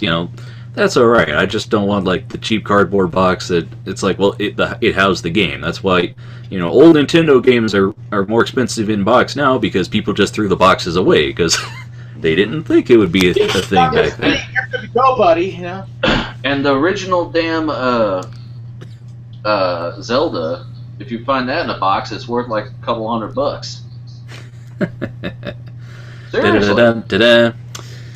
All right, so Mario Party sealed is fucking $800. It's ridiculous. So we've gone off topic. What are our thoughts on Miitomo? I don't give a fuck. What's my dad doing on the show? Why don't I get over there too? I think it's interesting. If your friend comes up to you and says, "Hey, you want to play Miitomo?" I'll just wait and see how things go down the road with this. If people think it's cool or if it's whatever. Because people are big Nintendo fans. They'll let you know if a game's cool or if it sucks nuts. So, and for a free game with in-app purchases, it's just, I'm sure people will play it. It's just a matter of if it's any good that they keep playing it. So.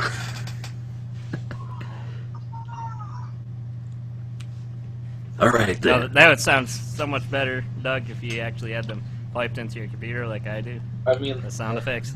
It adds to the charm, Ian. Yeah, it takes away from it, Ian. Okay. Professionalism takes away from it. From the burp episode, where everyone's just belching left and right. Anyways, let's get to or at least my final article here. I'm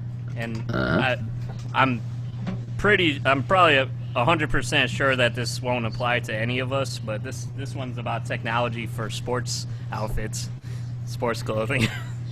What are you trying to say? Mean anything to you guys. What are you trying to say? Wait. Who is a sponsored brand athlete in this podcast right now? This guy. Hello. What? No, you're not. Oh, you don't? Oh, that's right. I didn't get a chance to talk to you guys about that yet. No, it's been how long since you've been on the show again? Yeah. We're doing the show on this thing called Google Hangouts now. I don't know if you've heard about it. Oh, man, got that new dragon thing on your Google Hangouts, man. Go sit there, man. Go talk about this stuff, man. What, Boomhauer? Okay. So. But yeah, Doug's a sponsored spokesman now. Yes. So he's Somebody bought him off. I'm just a brand. So you tell me you're selling out worse than Hillary Clinton? Boy. Boy. Don't you worry your pretty bald head. You'll be fine. What?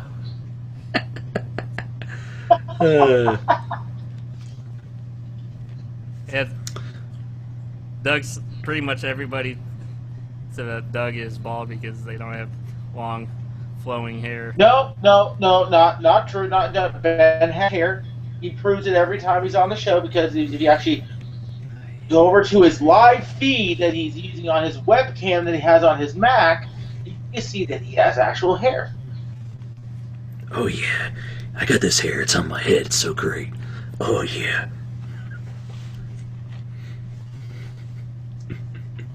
Anyway. If you look at Franklin, Franklin's Franklin. Well, if you could see under the pomade, you'd see that there's hair there. Yeah. It's blonde. Like, look, I have a mustache and a beard right now.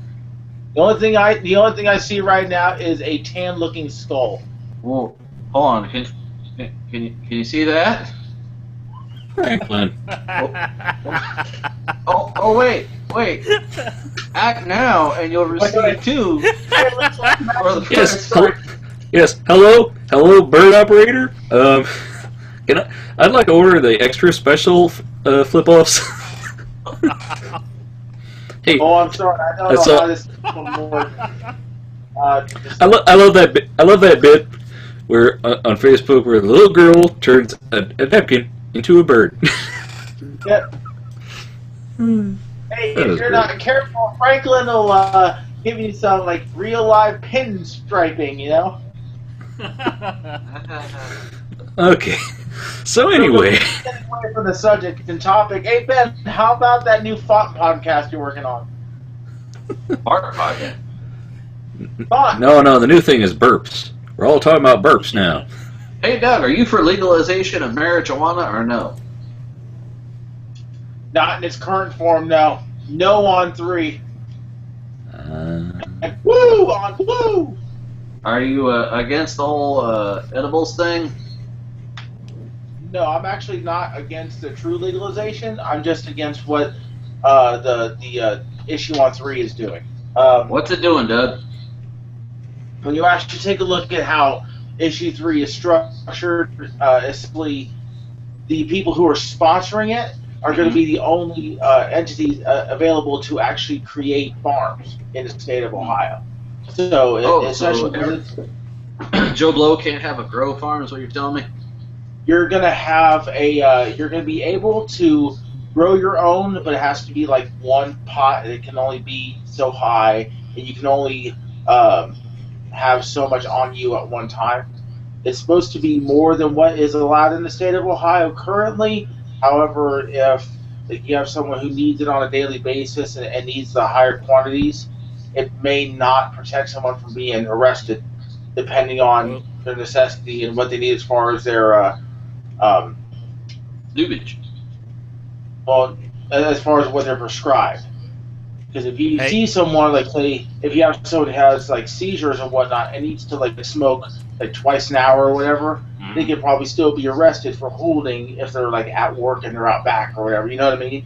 It's just, it's very constrictive and very much not on the side of the consumer. It basically creates, like, a 2 or a 3 company monopoly on all the commercial state growing in the state of Ohio. So you don't support the weed growing laws because they're not liberal enough?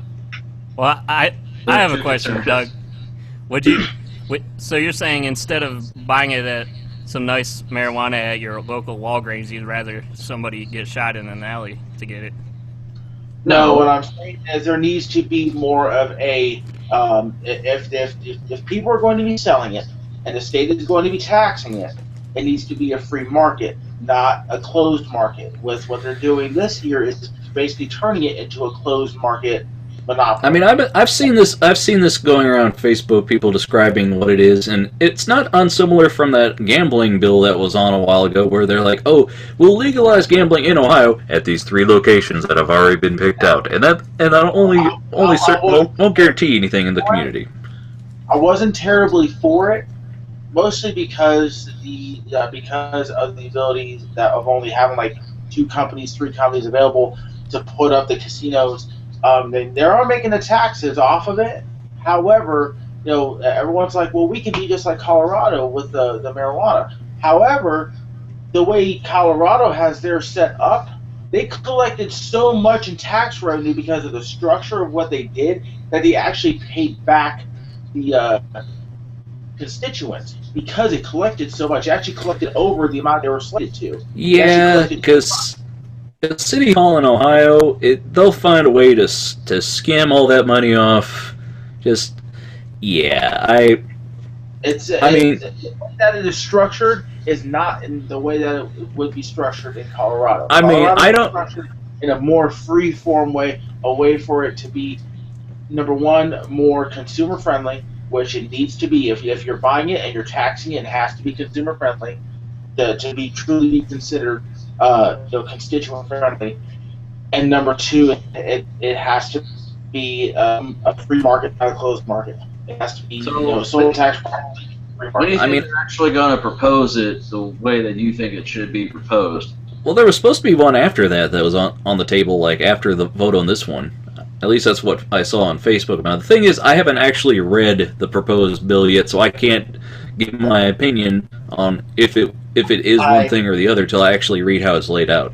So I don't. Well, basically, what they're saying with the current bill is this: is that it's going to be turning it into more of a free market later on down the line.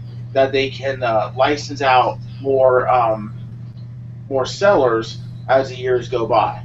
Now, I'm not sure how the casino one was set up, but the way I was hearing it was I was hearing a lot of the same way that, oh, well, if you approve it, you might be able to create more casinos down the line. We're now like 4 years into it, and the only ones that are actually out there and still built or even meant to be built right now are the big honking ones in the heavy cities.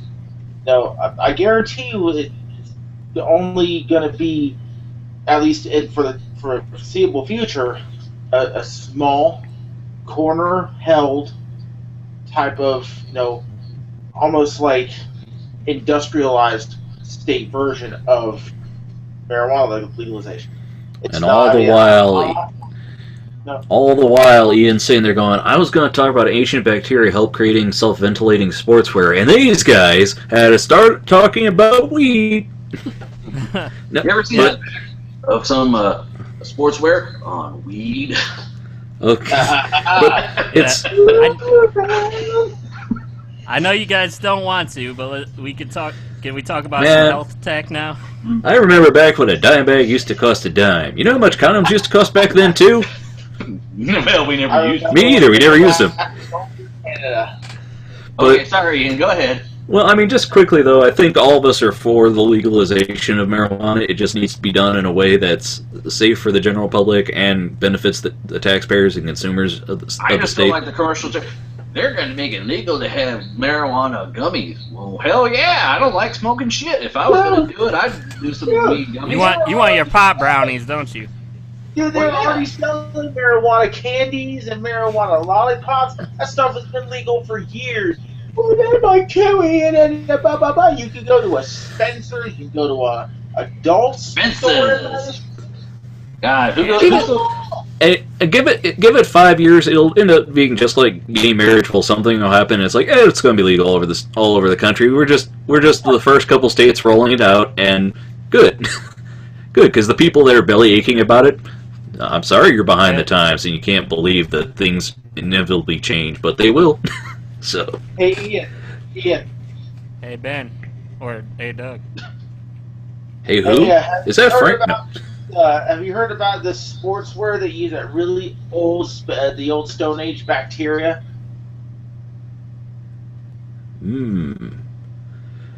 I don't know. Tell us more. Segway, Ian. Work with me here. You'll never work in this town again. Like we're Yankovic, right in the Segway, right to the news story.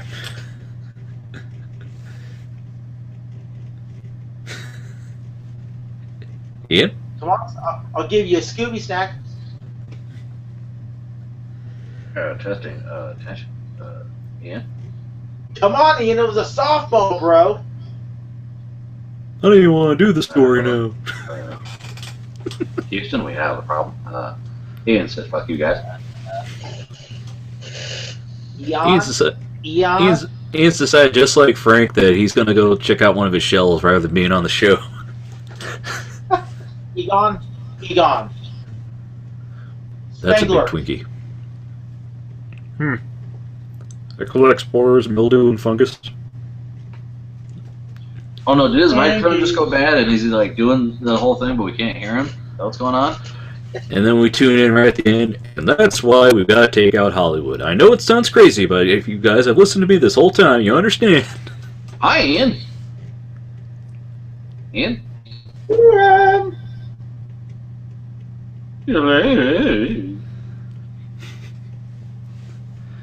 The next half hour of this episode will all be us talking to Ian like he's a dog, trying to get him to not take a dump on our expensive furniture through the window. No, don't do that. No. Ian,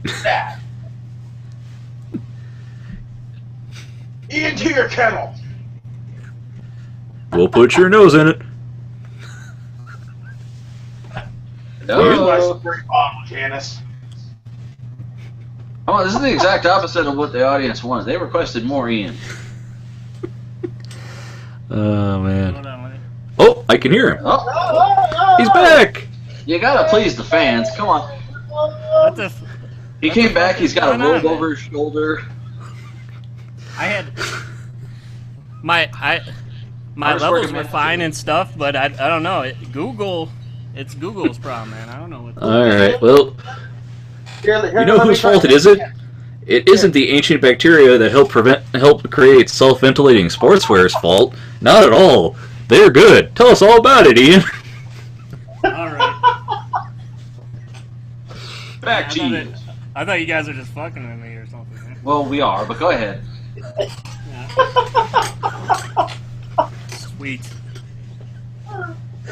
Anyways, I kid because I'm bacteria not. discovered 1,000 years ago in Japan is being used to grow a second skin that responds to personal sweat. It could revolutionize sportswear and extend to other parts of our Ew. daily life, including our lampshades and tea. Wait, what? This story has cooties, Ian. What the fuck are you doing? This is gross. All right. I like how it's like Peter Parker getting into the Venom suit. Symbiote. Ew.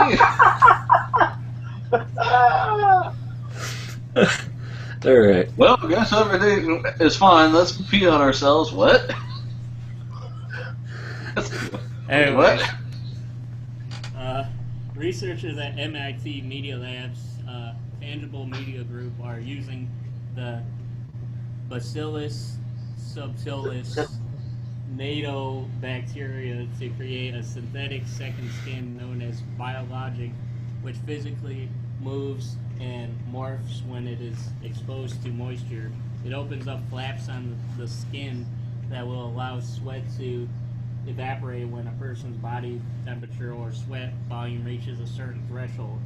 The idea to use the bacteria came while MIT PhD student Lining Yao was testing various microorganisms in the lab and realized that the NATO bacteria grew and contracted based on how much moisture it was exposed to. The bacteria becomes a nano actuator that expands and shrinks depending on different relative humidity conditions, such as the humidity level in the atmosphere or sweat on the skin, Yao said. She then gave herself quite a challenge to see if those movements could be used to act like a machine rather than an unpredictable organism. Ladies and gentlemen, this is why you don't mess around with shit that doesn't belong to you. Do you know who Reptile is from Mortal Kombat? This is where he came from. I'm from the future! Do do do do do. Do do do do do. Mortal Kombat! That's gross. He like frantic.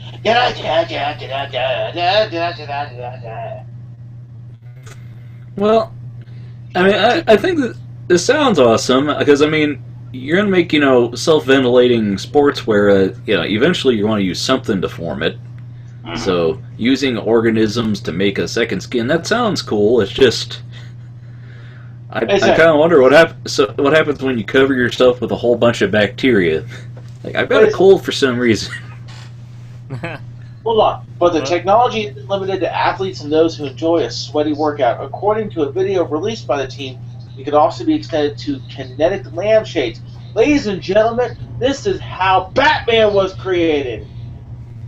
Yeah, now we could give this technology to the Nazis at the center of the Earth, so they could use this instead of human flesh. No, they're not in the center of the Earth anymore. They're in the moon. Remember? We're going to have kinetic lampshades, so they're going to be just like those glasses that turn into sunglasses when you're in the sun. I have a set of those. The lamps are going to go, holy crap, the sun's up! And it's going to be like Dracula, and then all of a sudden it grows eyes. We were worried about the machines taking over. It's going to be the goddamn lampshades. Well. Lampshade again. No. That scares this the crap night, out of me. they're throwing shade. Lampshade. I've scared myself, guys. Can I stay up with you guys all night? Because I'm afraid now. A little wee came out.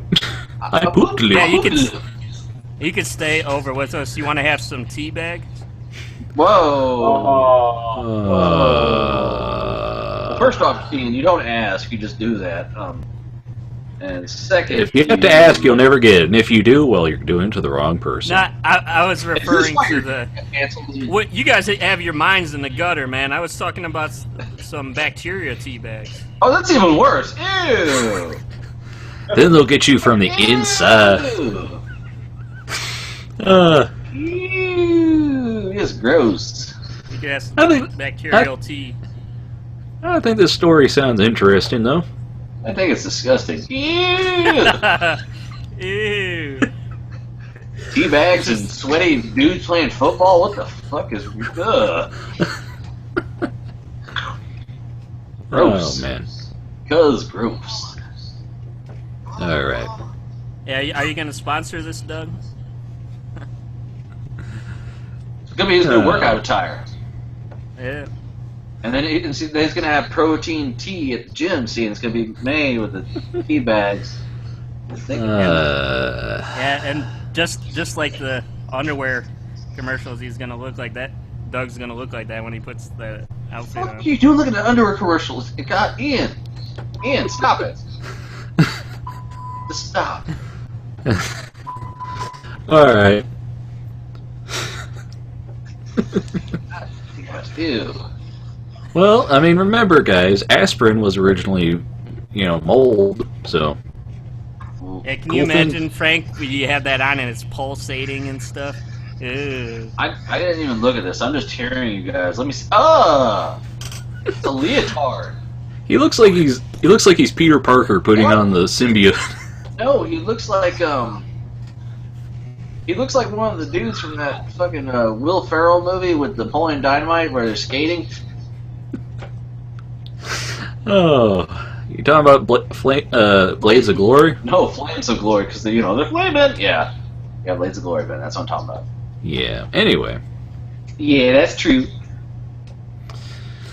So yeah. What do you think of this story, and since you're the one that brought it to all our attention? It's sexy. Yeah, I guess if it, I'm not entirely sure like how helpful it is. Like when you're sweating, I guess it'll make it so you don't look like those ugly guys where your whole front and armpits are darker. Well, I mean, they sell clothes that do that, like wick sweat away from you. And sportswear to me has always been kind of weird because it's got that weird material, and I'm just like, I don't know how I'd feel about this being all up on me. I don't know. You guys are gross. Oh, well, don't you have like the guy says through a burp. Frank says through a burp. You guys are gross. Mm-hmm. Belch. Scratch his nuts. No, Ben, what's the matter? Don't you have the perfect body to show off all your form and everything like that? Well, I mean,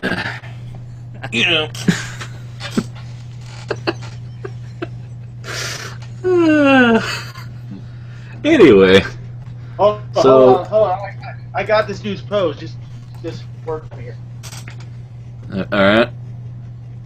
Oh no. Wing! Are you curling? Is that what the sport you're posing for? Like, you take a look at the ad, like the article, and the dude's all like, Well, Doug's butt, seen here on the show. So, We've long missed it on this podcast. Ben, let's not get it I'm clicking confused away. here. So, I don't want to. would you like me to share my new story now, Ian? No, because I don't think they want to talk about bacteria anymore. Okay then. So, that's Oh, it's that's just Frank's minifigures. Oh yeah. But- Sorry, I only have one news story, but then I got the topic for the show. But there's there's a topic. Kickstarter. Yes. There's a topic. Well, yeah. Ladies and But, gentlemen, mark this date down. And this one time this year, there The has Bandcamp. been a topic that doesn't include fonts. We had a topic last Or week, three- didn't we? I can't remember. Kind of. Yeah, kind of. No, I But- think we did. I forget. Yeah. I was talking about Pomodoros. Pomodoros, that's Yeah. what it was. Yeah. So, anyway, this is a Kickstarter for Don Bluth and Gary Goldman. They want to do Dragon's Lair, the movie. So they're trying to raise $550,000, and they're at 102,702. So they got 26 days to go. You guys remember Dragon's Lair, don't you? Because if you don't, yeah. Your business partner Marcellus Wallace now, don't you? because I'm gonna say, if you don't remember Dragon's Lair, just watch this video that they put on the Kickstarter site, because they'll explain it to you. And then you get Don Bluth showing up, and then he's got his theater company there, and it's quite a long Is skit. this Stan? I was gonna say, is this Stan Lee? No, that's Gary Goldman. I like that he's reading through a Dragon Lair's, book while the guy comes up and says, "How come you never made a movie of Dragon's Lair?" It's like, "Oh, we wanted to." Hello, Gary Goldman. As you said, they were reading your Dragon's Lair booklet, and this is a totally chance encounter. Why haven't you ever? I don't know. I like how Doug just seemed to freeze for me. He's frozen in the pose. But anyway, on one part of this, he's talking to Don Bluth in the change room, and he keeps calling it Dragon Lairs. And I'm just like, for the entire rest of the video, you said it properly, but this one clip, it's saying it wrong. And it's just like, I'm noticing it every time he says it. But yeah, they're all like, "We want this movie. Here's $5." Oh man. The fuck did I just drop back into? Some chick in a really bad witch get up going, ah! Well, Don Bluth, I think what happened after he did animation for a while, he started getting into theater production. So apparently he's doing something with Wizard of Oz in this video. I don't know. I mean, I haven't watched the whole thing because I haven't had time. I've watched up to a point. I'm gonna get you, Mike, because you're a little dragon lair too. Yes. I mean, it was a very well animated game, but here's the thing. In my opinion, if they make this one, how long until we see Space Ace, the movie? I don't know. Nope. Sorry, can't hear you watching Princess Daphne. Nope. Okay, so what are your guys' thoughts on Don Bluth in this Kickstarter? Well, you see, Ben, I think I don't know. Okay. I'm sure there's an audience for it. I was a little too young to be into it when it came out, but I support it. It's cool. I wouldn't give them any money because I'm not going to go see it, but that's beside the point. Nice. I can dig it. I agree. Well, I mean, I enjoyed Don Bluth films. I mean, of course, there's the Rats of Nim or Secret of Nim. there's a lot of really great works. I mean, Dragon's Lair, people remember it because of the Bluth animation. I support it, just not financially. Can't do that, no. Oh, come on, Oh, Frank. you're not going to be a Patreon for them? $10, man. Not gonna be a backer. Come Nah, on. man, I'm poor. I mean, I haven't even had time to look through the tiers that they're offering either. So I got let's tiers see. for. Pledge $10 or more. The complete Don Bluth Toon Talk magazines in digital format. Hey, that's a pretty good deal. There you go, man. 2 digital postcards with images from the original Dragon's Lair video game and a personal thank you from Don Bluth and Gary Goldman. That says, "Wish you were here." An exclusive password-protected link to studio blog and video updates on progress, and a thank you credit on our website. Reward also includes all previous tier rewards. The Art of Store rewarding and the Art of Animation drawing in digital format, currently out of print, but now you can have them digitally. For those of you already contributing over $35, this will be added to your rewards. Signed Are you photo. do $7.50 or more, Frank? A Dirk the Daring lapel pin. A secure access to download the finished video pitch presentation. Wow, man.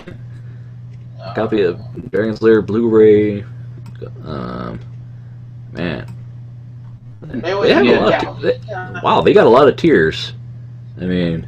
And Ben's just gonna give him all his money. Not all of it, Shut just up and most take of my it. money. Well, anyway.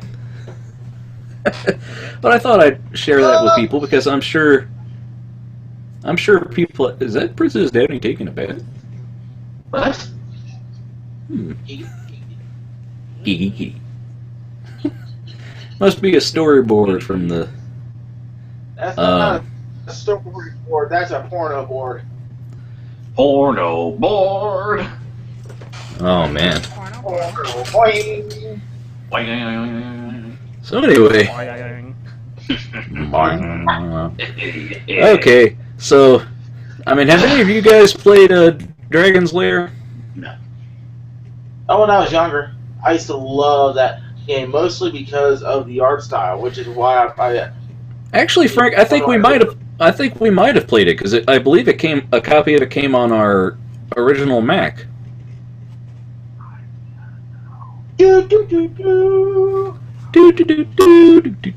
I appreciate it and it's cool, but I got no fucking money, so I'm not. Oh, what's the Yeah, matter? no You money. $10,000 career. That's Pledge cool. 10,000. I'm cool. I'm not gonna. Well, I got no. I mean, Ian, you and I are both animation guys, so if this thing got funded and you got access to watch the behind-the-scenes production of this film, that'd be, Still wouldn't do it. It wouldn't do it. Wouldn't do it. I'm telling you right now, it wouldn't do it. Not it. Wasn't approved. Okay. Not gonna do it. Read his lips. I'm gonna have to read through some of this because he's got some very nice digital exclusives that, like, I didn't know they were going in the mix. And as a guy who likes who Don Bluth is and all that he's done for animation and other things, I might be picking something out. I respect him, and I wish I was more into it, but no. All right. Well. Sorry, I'm a horrible person, and I'm self-centered. And I don't care. Oh, come on, Frank. If you pledge $10,000, you get dinner for 2 with. Okay, I'll pledge $1. You do the 9,999 for me, and how's that? So you're saying that you just went back on your word and said that you wouldn't pay any money, but now you're willing to pay $1. Yeah. Well, he wants to take. He'll pay $1 because he wants Ian to be his dinner date. Okay. No, hold on. So, You eased it out of. you guys didn't let me finish. Hold on. Hey Ben, can I borrow $1?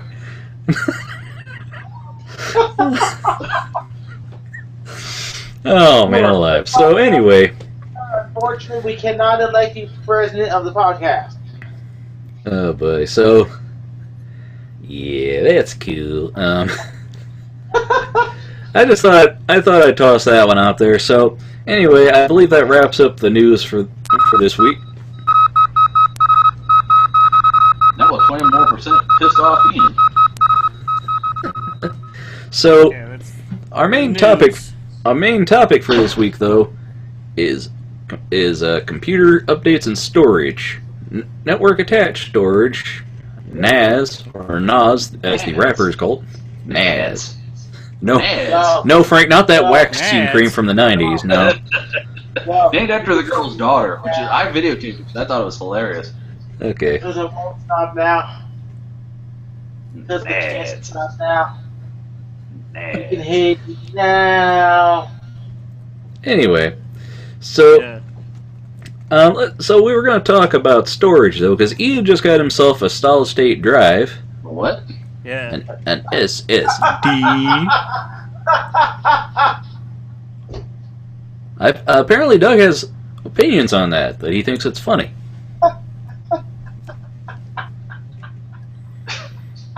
Please enlighten us, Or he Doug. has his mind in the gutter. Or he's still thinking about NADs. NADs. Enlighten us, Novel Doug. things. What are you laughing at, Doug? What's so funny, Doug? Keep going. What's so funny? No, keep going. No, we'll come back to this. Just. Oh boy. Oh. So Ian, tell us about your SSD card. Well, I decided to get one just to, just for my OS drive, because that's basically where you get the performance usually for it, is just Yeah. It boots up have faster. your OS. Well, it almost boot turns up faster, and your yeah. programs boot up faster, and Well, it turns it into like generally helps. a virtually on. It's already on when you press the button. yeah. No I spin decided to go with the a SanDisk SSD that like a 480 gigabytes. So, and it's a pretty good one from what I've read. It does about like 550 sequential read and about 515 megabytes for the sequential write, which is pretty close to like that Samsung Evo thing, which is supposed to be the best of the best, I guess. Which does The like best 590 read and I think 550 write. So it depends on like the benchmark tool you use. Some people have had it where the SanDisk is higher than the Evo. So I don't know. It depends on whatever you test it with, I guess. Just like with graphics cards. But yeah, I just basically got it for my programs and OS boot up. I'm not really using it as a storage drive. Like that you probably want to go for, just like regular. Right. They say we use a regular drive because it's cheaper. Yeah, because you could get like 4 terabytes, 6 terabytes, like Ben has. A lot cheaper. Although they do have a 2 terabyte SSD, but that's like $500. Yeah. But yeah, I got that, and I got 16 more gigs of RAM, so now I got 32 for my computer. So. Doug, what are your thoughts on that? Still running Windows? Yeah, I'm running Windows. Yeah. And we're gonna move on here. Okay. Okay. All right then. Alrighty then. So. Right. So anyway, yeah, I've been looking into adding storage to my machine because mine comes with is it 3 or 4 drive slots. I've used them all now, and my original plan was I'll just get the biggest drives that are out and use them, and then when they get filled up, there'll be bigger drives out, and I'll get new ones and just swap them out. And one of my drives has started filling up, and I'm thinking, man, it's going to be a hassle to have to swap out drives, copy stuff over, and then, and I've been thinking I'd like to get a server thing set up, either, a network attached storage server, or maybe some with a RAID with some redundancy. Because I was thinking, like, well, I could just get a USB drive with a lot of space, but then it's like I've had USB drives before, and they break. Yeah, I was gonna say I've been through so many external hard drives. I just went to internal. It's like if you could have them for extra stuff or whatever, but for the stuff for that backup you shit. really need to depend on, you gotta. It's better to go internally. You know? Internal, yeah. Well, that and also like it's faster with internal drives than with external because that's another concern I had is that I've got a 2008 Mac Pro, so I'm stuck at USB 2. None of this fancy USB 3 or Thunderbolt for me. So it's no like Thunderbolt for me. But I was No looking at the option. Thunderbolt for me. No Thunderbolt for me. Anyway, so I was looking at options, and I was looking at network attached storage, and I watched a review from a guy, and he was saying that a directly connected USB device will work 3 times faster than network, but you'll get access to it from away from the computer, and you can just keep adding on drives. And I don't know. I mean, what are your guys' thoughts on the situation on using network attached versus like just a USB drive or something? Okay, Doug first, because he's laughing. All right. Are you still laughing about before? Did you actually like upgrade the drive like inside, or did you run something external? Who, me or Ben?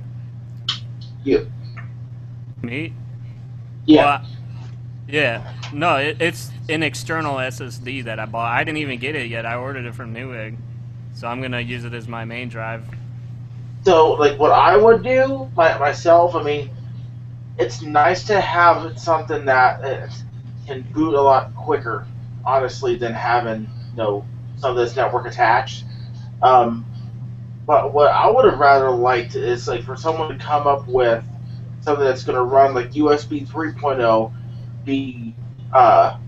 and have, well, since I work in electronics, a lot of people who hook up multiple drives, because you have so many people who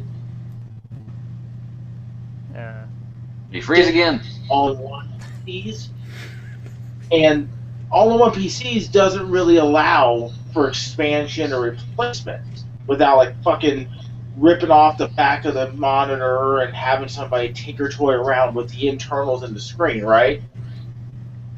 It would be nice because like we already have battery backups, right? So you can get a battery backup that'll last your PC or your Mac or whatever you have an extra 20, 30, 45 minutes. Why wouldn't there be an external, since we have USB 3.0 now with the faster read-write speeds and transfer speeds, why wouldn't we have like an actual server-style backup to a PC? Have it base off the PC and network. Well, I You know, I have- don't have know. it No, I both mean, ways. You know? Ben's talking about those types. You're talking about those Drobo things, right? Where you can slide out the hard drives. It has like 4 or 5 drives in them. That's Right. that's one product that'll do it. I mean, they're kind of expensive, and I've been looking at what kind of options I'd have for it. Because with network attached, you have the option of it's basically a server. It's a whole other machine at that point, so Yeah. you could use it. Like I was looking at Western Digital has a few that they'll let you install a Plex server on it. You can run an iTunes server. You can run several music streaming servers. You can run a WordPress server on it. You know, and I'm like, well, the only thing is that like it's basically a Linux machine running a Linux server on it, but you can get root access, but they say don't tinker around with it too much or you could void your warranty. And it's like, well, that's consumer devices for you. And then everything I've read about it is like, well, a store-bought unit's not going to have the power on this or that to do this the way you want it, but if you made it yourself, you do this, like, well, great. And I've been trying to figure out what I want to do there. Well, So may have a few actually, gentlemen. what they My should room do group? is, I think what would be cool is what they should do is like, because some of them have you can do it either network or the USB. It has both connectors on it, but what they should do is like if you have your computer on, it uses the USB connection, and then when you turn your computer off, then it's like on the network. Then that would be cool, I think.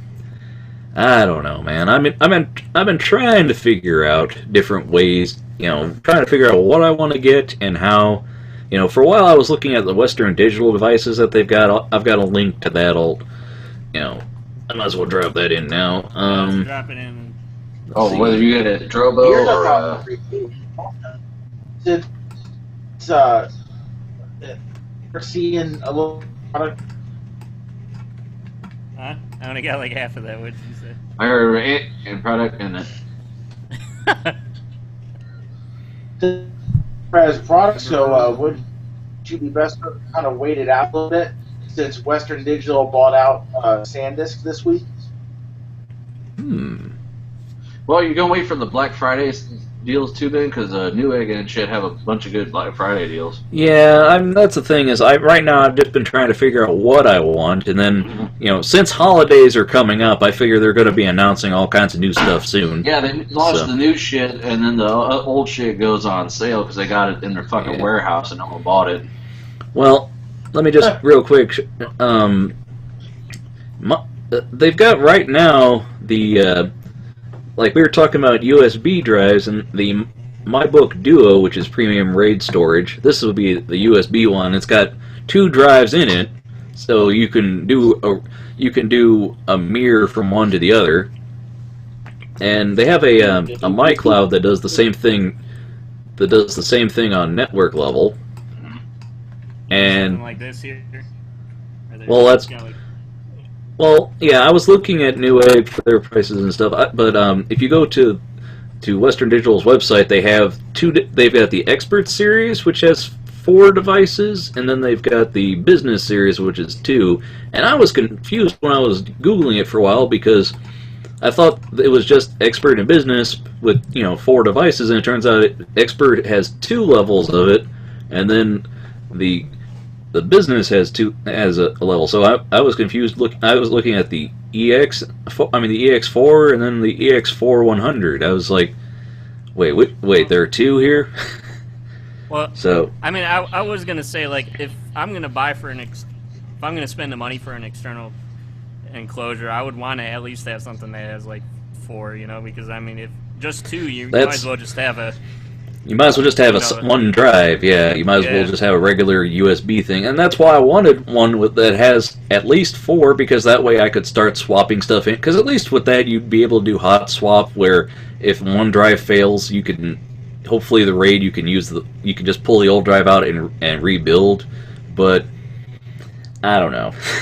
I mean, I was getting worried about RAM, how much RAM, and then I was thinking, well, how fast is the network copy versus having an actual USB device, and how many of the features that are on this device would I actually use?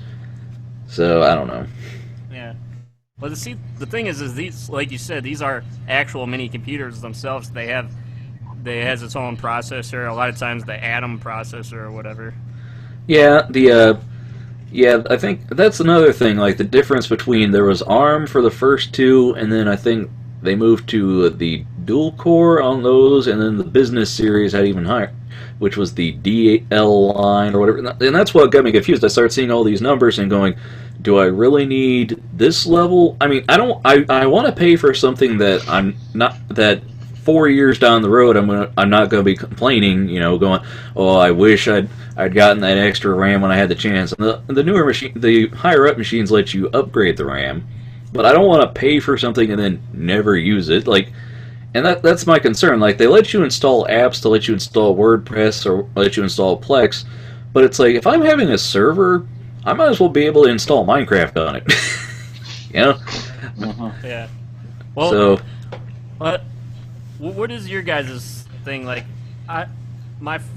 me and my friend Nate, we decided to get order online like a basic 2 terabyte hard drive so we could share our files together, sort of like how you and Frank were originally going to decide to do. What is the status of that? Are you guys sharing a bunch of stuff yet, or what? There's a bunch of content that they have that they can't really release to the public at the moment. And it's just, with internet connections and stuff like that, doing things like gaming together, it's always a fun hassle of whose machine is lagging behind the other. Getting things to shake hands. I mean, I don't know. I mean, I just really want, like, this whole NAS thing I've been looking at, I want to do it because I'm going to be doing more video content. I want to do more animations. I want to record, music. I want to do a lot of things that are going to take up more space, and I want it securely backed up. That's why I've been looking at the RAID thing to try and find ways, because I've had so many USB drives die over the years. I just, I don't want to put my, project livelihood in one drive and have it die. So, I don't know.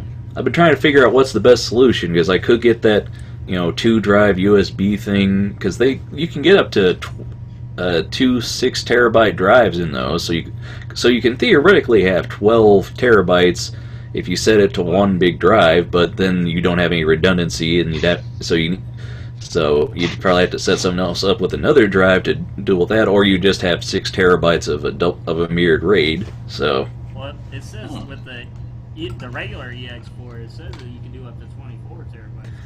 Yeah, because you can use 6 terabyte drives, and that makes 4 of them. Yeah. I mean, the thing with that though is like finding one that's pre-populated with that is another fun time.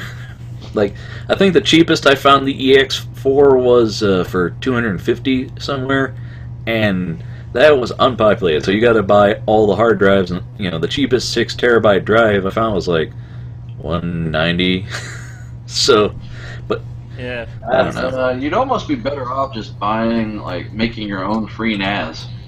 Well, that's another thing I was going to start linking on the show is I saw reviews where they're like, oh, you'd be better off just building your own server and using something like FreeNAS, and I've got a link to about FreeNAS we can talk about. But when I was looking into this, I was looking at this guy has a whole network attached storage 101 playlist, and I was watching originally because when I was looking at the Western Digital, and I was looking at those USB drives, and I was looking at the MyCloud versions of the same thing, and I was like, well, what's better for network or the USB connection? And he has this whole series about their cloud products, and he talks about the EX4 and some of the upper ones. And where's that? And the guys on Tested had an article about building a home server with FreeNAS, since we were talking about that.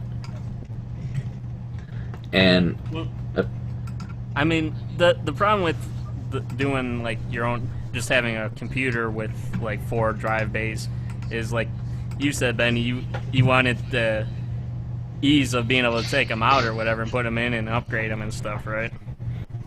Well, I mean, that's the reason why I was looking at these consumer products, because it's like, I know a bit about, computers, customization, and putting stuff together, but it's like, I don't want to have to literally design and build and worry about upgrading a whole machine. It's like, I'd rather pay my money, get the Drobo, or get the MyCloud, or get the, Linksys, or whatever, I mean, I've been watching different reviews of different devices, trying to figure out what's the most usable and also the most playable. I mean, when I was watching that one guy's reviews of the MyCloud device, he was talking a lot about how, network speed and stuff. He's like, it's not the fastest, thing compared to USB, but it's got a lot of functionality, is why he recommends them. So, can I ask Frank, what do you stream all your stuff from? Like all your files and stuff you use Kodi with? Externals. How many externals do you have? What's your setup, man? He recently bought a bunch of externals. So, like, how much space do you have? What's up? Oh, Seagate. No. Frank's a big Seagate guy. Frank's a big C-Men guy.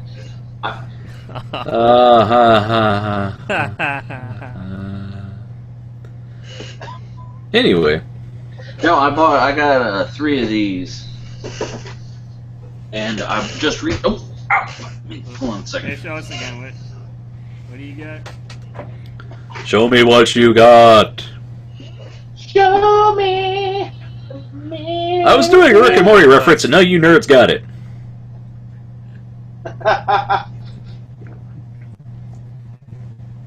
Seagate backup plus 4 terabytes. So I bought those, and actually, when I went to Best Buy, it was Ethan, who was working there. Hey, well, Ethan call was- me that. Yeah, no, Ben's buddy Ethan.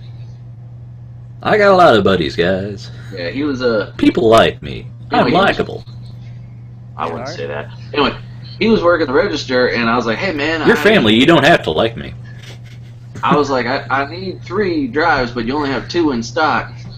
And he went, "What do you need with 3 4-terabyte drives?" And I said, "I got a lot of data." And he goes, "I guess so." So anyway, so I got those, and like I said, my Ouya, you got to have your own ROMs hooked up to it, and it's only 8 gig. And I was like, well, I want to kind of future-proof it. So I went online, and for $23, fucking running over the cord already. Hold on. $23. Professionalism. Hold You on, bought goddamn another it. Ouya. What? There it goes. You split all that stuff up? Do you have like a one is for like games and one is for? Well, he's got one for the Wii, one for the Ouya, one for... Hold on. This I got for $23. What is it? We can't really see it that well, Frank. Uh-huh. It's Yeah. Seagate, whatever it is. Hold on. Where- Need something. Yeah, let's go ahead and put that serial number out on the internet. It's Seagate, Sad Onion, Like FCC anyone's gonna approved. fucking watch this. Franklin, Right. Anyway, that's a horrible way to talk about our audience. it's a fucking serial number. What are they gonna do? Really?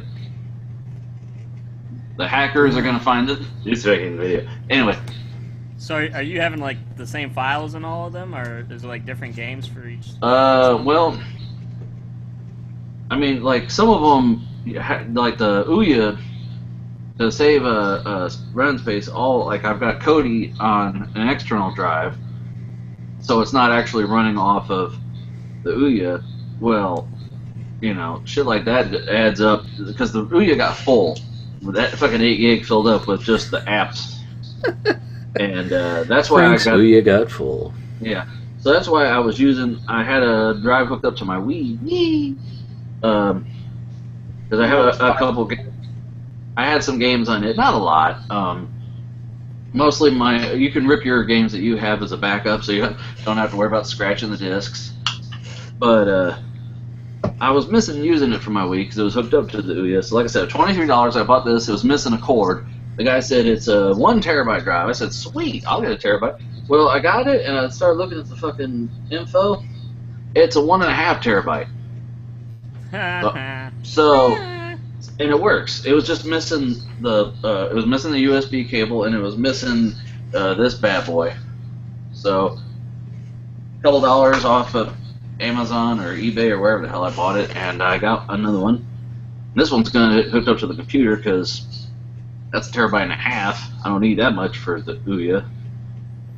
So, like your games, you can when you download your Ouya games, you can either download them to the hard drive or to the Ouya itself, but it'll fill up really fucking quick. I found that out. So, and like Nostalgia, all your ROMs and stuff, you can download Arch, but that gets saved somewhere too, believe it or not. So, a terabyte ought to take care of that. I do have an old Western Digital that I thought was dead, and I was like, I just used the plug off of that, and no, the plug was fucking shot. I thought the drive was dead, so I got a terabyte. I thought I wrote in the scrapbook it's dead. Dead ski. So I got 3 4 terabytes, 2 terabyte and a halves, and another terabyte, and yeah. Terabytes of data. But Teraflop. just to keep from running out of room, because running out of room sucks ass. I've got a tablet, and it says every time I start it up, internal storage is running out. So I'd move everything to SD card, but So that's anyway, just apps. I don't have any books on it. I don't have any music on it. It's just fucking apps. So anyway, I've been looking into trying to decide, should I buy a consumer or a prosumer or professional device, or should I buy a business device, or should I cobble something together off of internet things and use FreeNAS, which I was reading the tutorial from that guy who made one on the tested link I shared, and he's when he was talking about you make different pools for your media and stuff, and he's like, and then in Linux and you do this, and I'm just like, man, don't get me wrong, I like the idea of a free and open thing, but I'm confused. It's like I don't know Linux that well. I don't even know. I haven't been on a first date with Linux. Dude, I plan on getting like something like a Drobo myself. So I mean, I would recommend just doing the easier way out. Well, I mean, on the one hand, it's like a Drobo is nice, but I've kind of always wanted to build like one of those, a server cabinet or something I can just put in a closet, and just put either those rack-mounted ones or something cool. I mean, I think there's a place where they have a farm of Mac Minis, and they act like servers, and you either buy one and send it to them, or they buy it for you and use that for server. I mean, I don't know. You can actually buy, I think it's the old version of Mac Minis, and just have what's called a Mac Mini server. One thing I was thinking about was taking my old Power Mac G5 here. That poor thing hasn't been turned on since I moved here, which is like 2 years ago. Mm-hmm. Still works like a charm, but I'm thinking of just booting it all off and just running the server off of it, and having like all my movies and stuff be on there. That way everybody can stream out. I think that'd be a smart idea. Well, I've got old machines I just want to do stuff with. I've got an E-machine. Well, you can't do anything with that, Frank, so. Actually, I ran that up until I got my Dell. Dude, you got a Dell. Dude, you got a Dell. The you got Singer? busted for pot. And then I got, like I said, I got the iMac. That was something we were talking about before this show. I'm actually wanting to build a gaming PC. So. Yeah, that's cool. That's what I got, man. But although I don't game on it. Well, yeah, a lot of guys are like, if you want to make a gaming PC, you can also use it for video editing and rendering. So. Well, Frank, I mean, when I talk to you about playing games, you're like, I don't want to sit at my computer to play. I don't want to sit on my couch. I mean, when we first started playing Minecraft together. Oh, man. Well, I'm trying to make this my game room. Like my, my media/game room, because I've got a shit ton your of man cave. No, my man cave's the garage. This is your nerd cave. Yeah. Hey, if you do turn into a game room, we won't be able to tell. It looks like an underground bunker. Dark. It'll be clean. Doug seems so impressed by all of this talk. What? He's like, whatever. I'm texting. I'm ordering a pizza right now. What are your thoughts, Doug, as the electronics guy? What are your thoughts on network attached storage? I'd be the one to try to max out what I have internally before I went to like something that's network attached. But if it's something that you feel that you need, I'd just go with the prosumer models. It's going to cost you more, but at least you're going to have that support should some shit fuck up, Well, the thing is, I've had this machine since 2008, and I expect it to last at least 10 plus years, and it's doing all right so far. But I've only got USB 2 on it. Got no USB 3 now. I've got no Thunderbolt. Who knows what the next awesome thing is going to be? And at least if I put my time into building a NAS system of some kind, I can just unplug that and plug that into whatever new system I have. And I can use whatever drives I have for storage on that. I don't know. Have you looked into like the technical speeds of things like because we did episodes on like the cables and stuff, like the USB 2 versus the 3, the different categories of the network cables, like the Cat 5 could do so many When this is over, guys, check out this video, by the way. Let me just tell you how my head's been spinning with numbers lately. What you want is you want the EX400, not the 4100, not the EX4, which has the 12 megabytes of memory rather than the gigabyte. Oh, but you could get also the DL that is the... Oh, it's so funny watching all these like videos where they're building PCs and they're rattling off this shit, and Morgan's like, they're just making shit up. 1235 HD 12226117ZZ SSD FPT or no. MICKEYMOUSE Mickey Mouse. It's a new year. It's a new year. But yeah, I've been looking at different ways trying to find cost-efficient things, and it's like, you know, I looked at the different apps you can do on the MyCloud, and you know, it's cool. But if I did end up doing my own box, I could just put a Minecraft server on it, so Frank and I could play Minecraft on it. That way, my computer won't be overloaded. Work. He's got a. He's like, I haven't played. Hold on. He says I haven't played Warcraft in like years, but I have a Warcraft server that's always on. I'm like, yeah. What's up, Doug? What the fuck am I watching? Ian's just scrolling through. You're the guy. You jelly? There's no feel of that. You jelly? Oh, you jelly? Oh. And you like his sweet setup? His aluminium? It probably has more power than the Ouya. Still, yeah. Well, that looks like with these you do have the two USB ports and two. Well, those are USB. I mean, those are for connecting extra drives to it, though, PS4, not for connecting it to the computer. But yeah, those are for connecting other drives to that, so you can daisy chain. You could daisy chain a whole other EX4 onto it if you wanted, but that's not for plugging it into the computer. That's all for over the network. That's weird. It's got two network connections. It's also they say that if you have a device a switch that supports it, you can use both of those, and basically instead of 1 gigabit Ethernet, you could use 2. It's also got 2 power plugs in case you want to have 2, just to prevent any going out of power. So yeah, dude, I think something like this would be pretty good. I don't know. It's like I see it. It looks awesome, but then again, I'm afraid I'll get it and then go on my network, and then it'll be like copying. So do copying. But yeah, Ian, you were asking how it's I split up. You're asking how I split everything up. I've got one of these bad boys.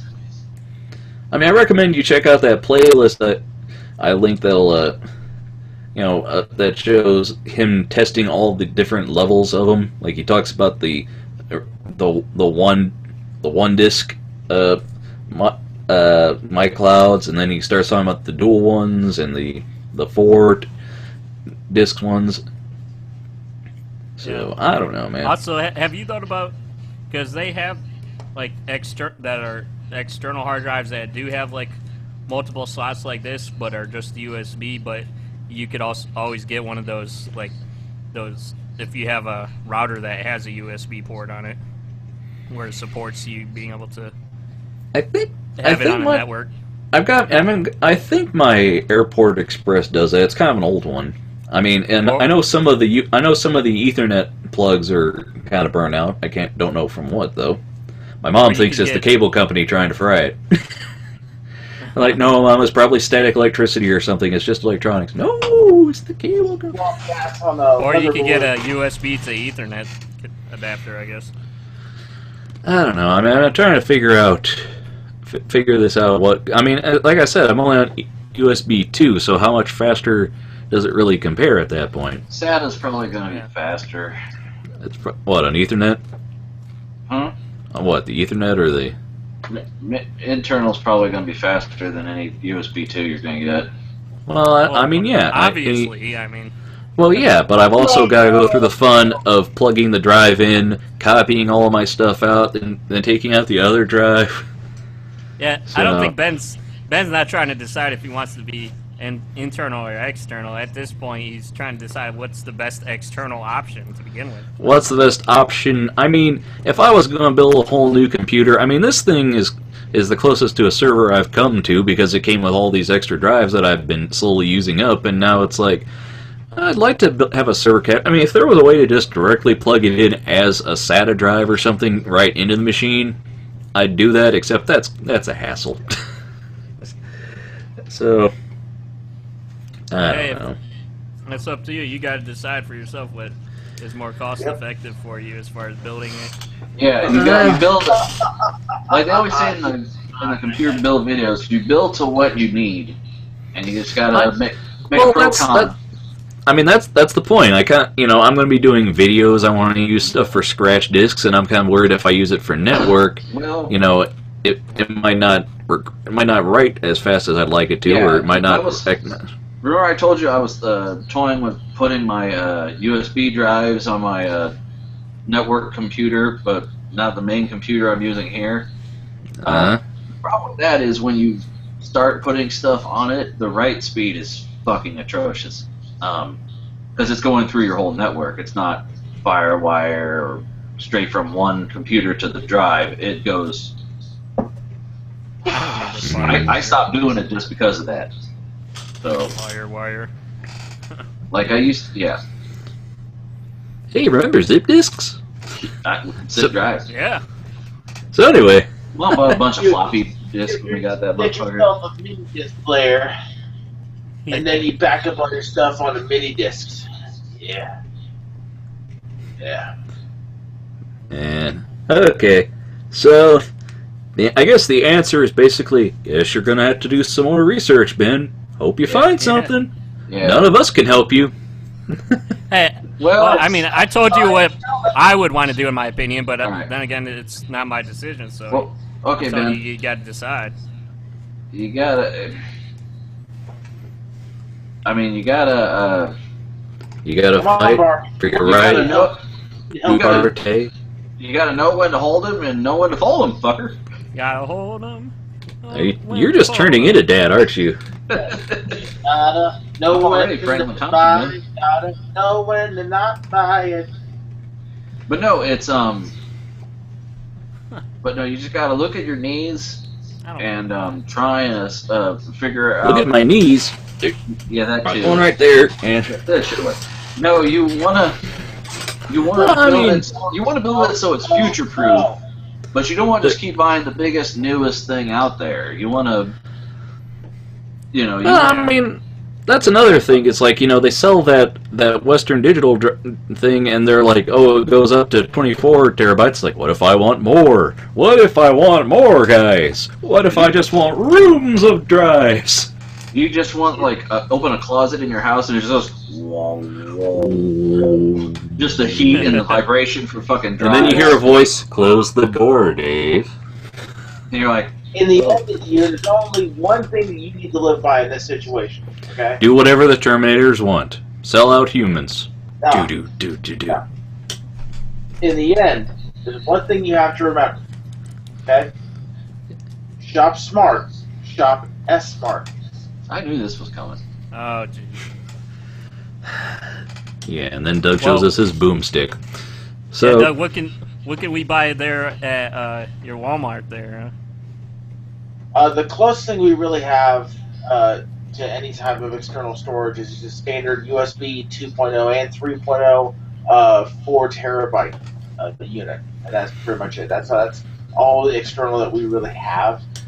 I mean, they have a few things online, I think, but you can't get in store. You're not going to find anything. So, yeah, why is it so hard to find good shit in the store? I mean, because we are not. Nobody thinks about this unless you're working for Pixar, Universal Studios, or some jackass in the back room of a Hardee's in bumfuck Egypt saying, "I need to start up a DVD burning business." You don't need 24 terabytes of room. You don't. I need all the terabytes. The guy that comes in and be like, I want the best and biggest. But I have monies. But drives. But yeah. But more drives.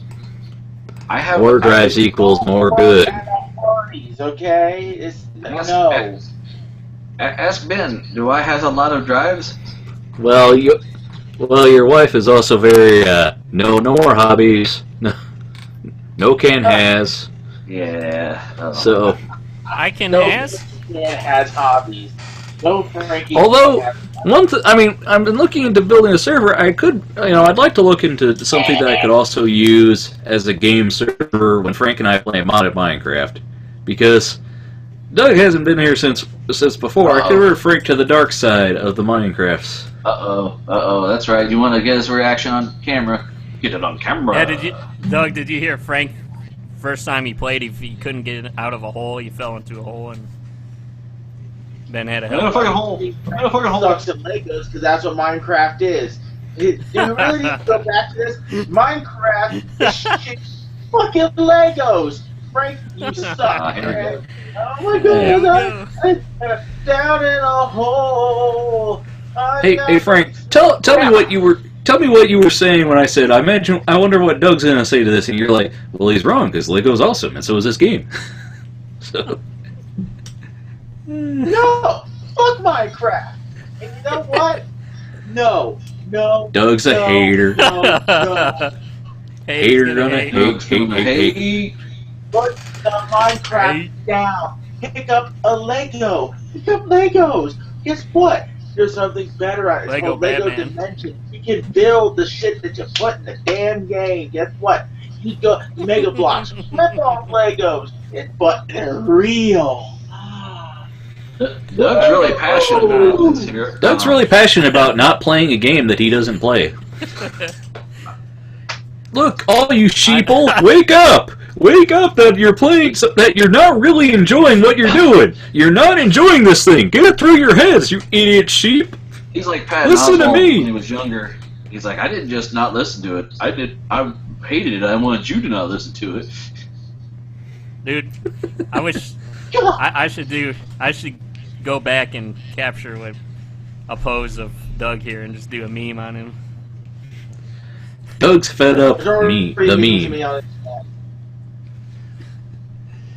Here, you know. Well, you know when you're a meme, you live forever. Minecraft, seriously. Seriously, it's Lego.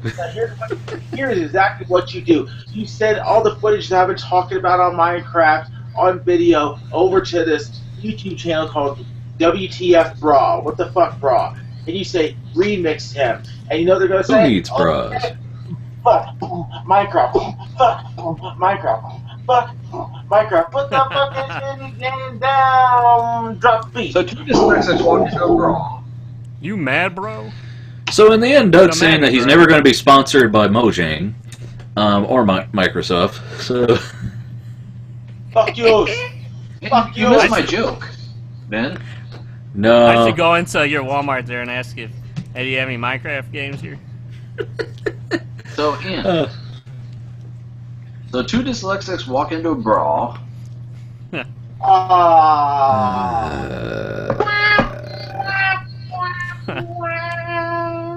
Oh, hey, hold on. Another thing. Yes, ma'am. Did you know Matthew McConaughey's Lincoln cannot make left turns? It just goes, all right, all right, all right.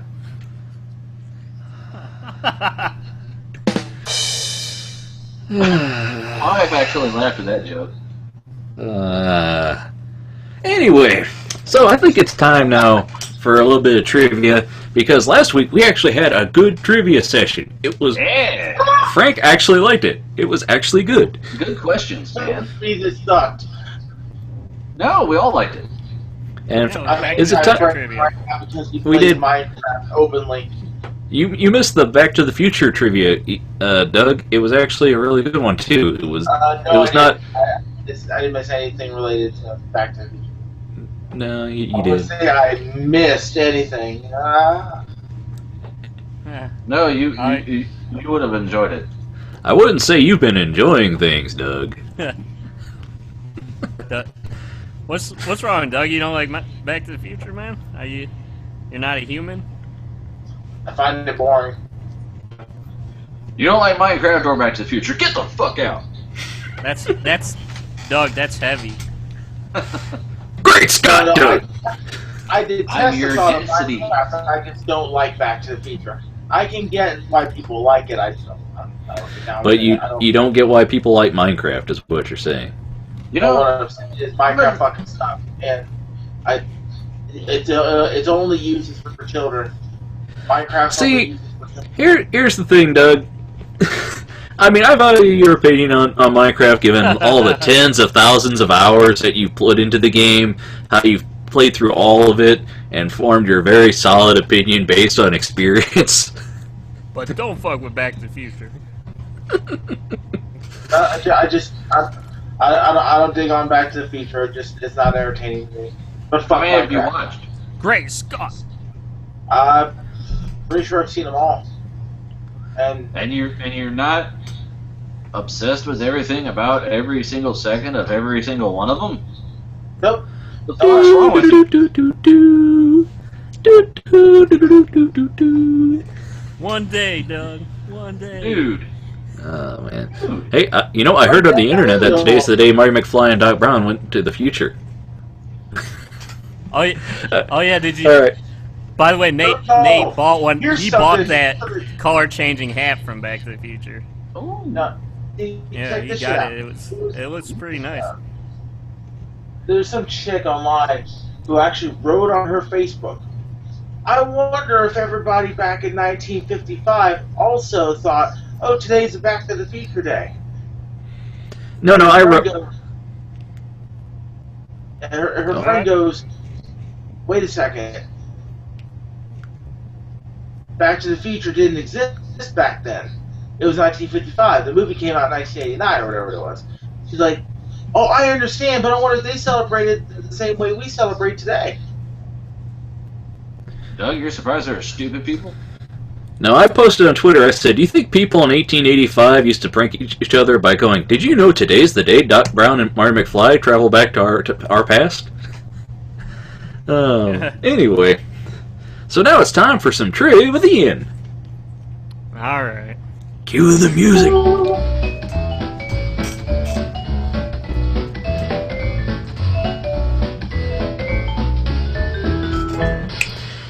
Yeah, trivia with Ian. Now with 20% more Ian. Are you okay there? That was the worst one ever.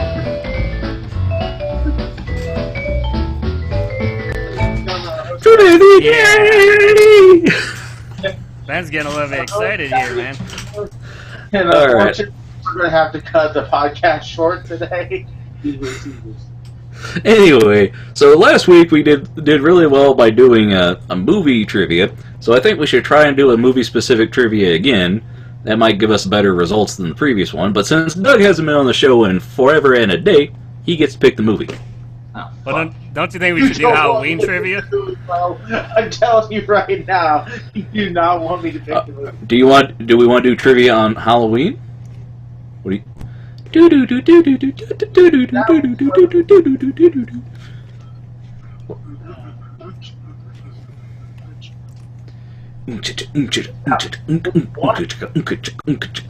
there's two first Halloween. Well, technically there was one long time ago, and then some dude made a movie named Halloween, and then somebody remade that movie. And did 2 sequels to it, didn't they? H2O. H2... Oh no, Buster Rhymes! I'm gonna kill you, fool! Let's just go with first Halloween. We could do one for the Rocky Horror Picture Show, but I'd smash you all, so... Yeah, I would crush you like Rusev! Yeah, well, whoever wins that one is still the loser. Like the podcast on Fox, we all lost that today. Yeah. Boo! It's Halloween. You should just call it Boo Haunted House. Right there. Dewey. Do it now! Okay. Get to the chopper. Okay, and we want something a little bit past average, right? Because that last one, that one we did last week was tough, and that was actually pretty good. So, Halloween original movie, tough. It's tough enough. Tough enough. Alright. By Boogeyman. Boogie Boogie. Alright. What was the date when Michael killed his sister Judith? Was it October 31st, 1963? October 31st, 64, 1963, October 30th, 1963, October 30th, 1968. And this would be Ian going first.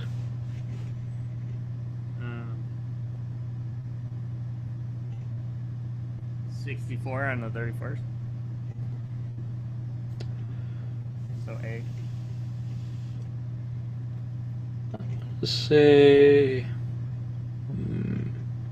Say what?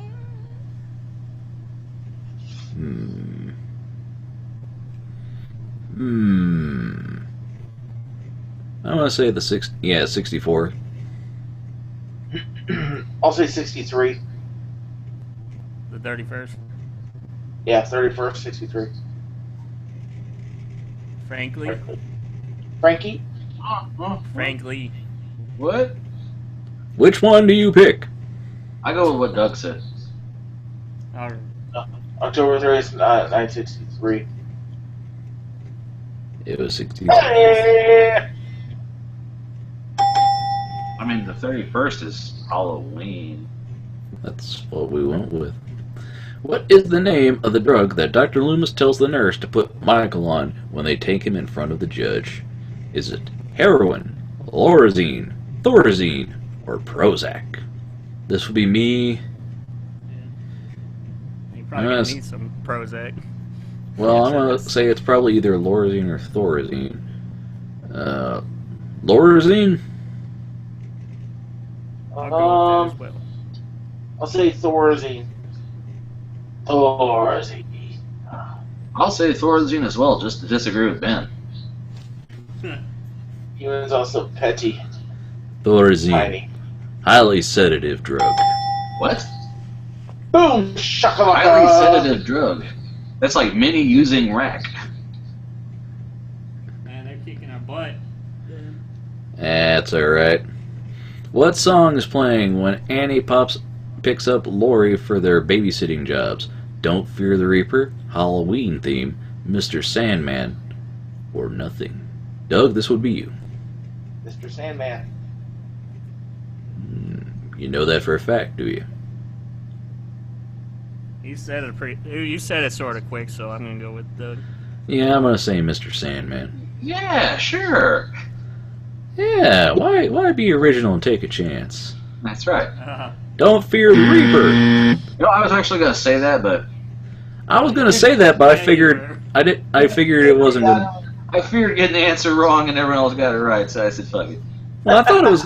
It made me think of the Frighteners. I'm like, they couldn't have used that in Halloween. That would have been too on the nose. What is the brand of laundry detergent that is in the Wallace's laundry room? Tide, All, Gain, or Cheer? Frank, this would be you. Oh, fuck. Seriously? Cheer? I kind of remember this for some reason, but Ian, what's your call?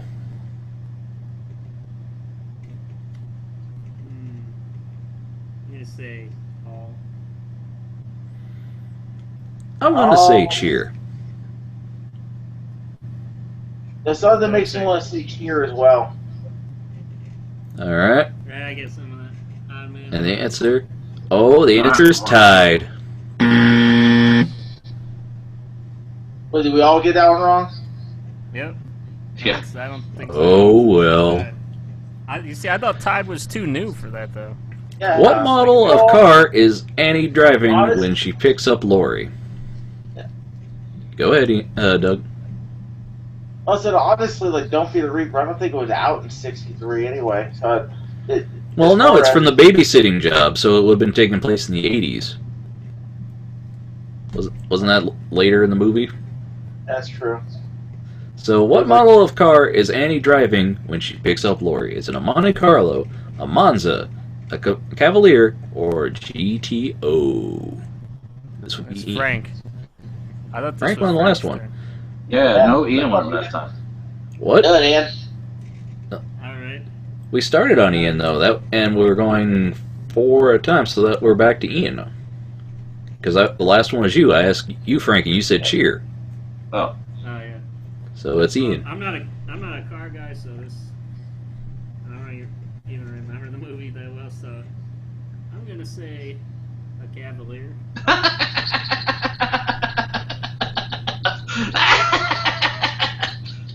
No. It was a fucking. Car nerd. Oh yeah, that actually is a thing. They're called men, Ian. Guys who are into cars are called fucking men. And the bitches who paint the car are called pinstripers. No, they're called ladies' men.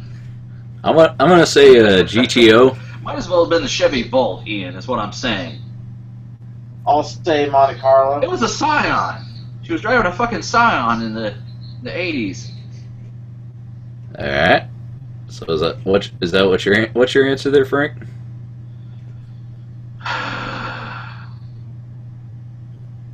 Tick I'll tock, go- sucker. I'll say GTO. That's what I said. All right, and the answer. Monte Carlo. Oh no, it's Monte Carlo. I was gonna say Monte Carlo or GTO. I said fuck it, GTO. Yeah, and you were fucking laughing at me too, man. You said Cavalier. Let me ask Google when the first year was for Cavalier. Hold on. Man. What an How idiot, about the man. before the year of I don't give a damn? How about that? What is written on the matchbook that belongs to Marion? Is it the Pink Lounge, Rabbit's Retirement, the Rabbit in Blue Room, Rabbit in Red? This would be me, right? Okay, hold on a second. I'm going to say Rabbit in Red.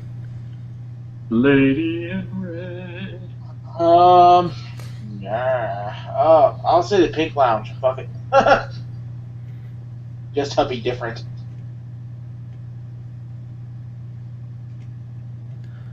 Ian? You say Rabbit's retirement.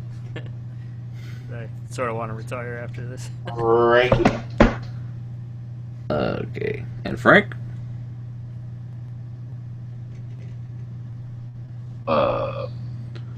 Just pick one! Just pick None of this one. matters. Do None it! of this matters. Just do it. Do it! Don't let your Blue picks be picked. Pink Lounge? Alright, so Doug and Frank go for Pink Lounge, and I go for Rabbit in Red. Alright, and the answer, Rabbit in Red! I got a point! Hey, he doesn't suck as much as we thought he did. Yeah. Okay. Okay, Ian? Yeah. Okay. The Chevrolet Cavalier came into production in 1981. The first Halloween movie was 1978. That's why I was laughing like a fucking madman. You gotta find something fun here, Frank. I mean, that's what you're laughing about, huh? Where in the cemetery was Judith Myers buried? Row 18, plot 19. Row 19, plot 20. Row 18, plot 20. Row 20, plot 18. This would be Doug. I'm gonna guess here. Say row 18, plot 20. Yeah, I want to say that's what my eyes went to. I went for row 18, plot 19. I'm gonna say row 20, plot 18. All right, and the answer is row 18, plot 20. What? Are we lost? No, me and you said the same thing. Booyah! Okay. So I finally got All right. When Loomis stops to use the payphone, We see a truck in the weeds. What garage is this truck from? Phillips Garage, Texaco, Phipps Garage, Phelps Garage. This is Doug. Frank. Ian went last. Ian, where'd my point go? You didn't get. You said 19. No, it said row 18, plot 20. No, you said. You said. Because you agreed with me. Oh, so it was Yeah! Ben that got it. Ben didn't get that one. Aww. Shenanigans! Officer Bar Brady. Okay, is it All my right. turn? Yeah, Frank, it's you. Let's go with Phillips Garage. I'll go with Phillips. I'll say Texaco.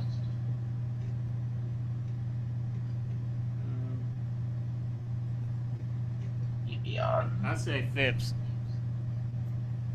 Alright, and the answer is Phelps. Oh. So Michael who got that Phelps? one?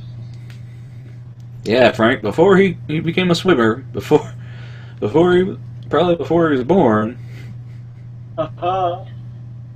So who got that one, Ben? nobody guessed Phelps. This is tough trivia. Yeah. Are Michael and Lori related? Yes or no? Ian?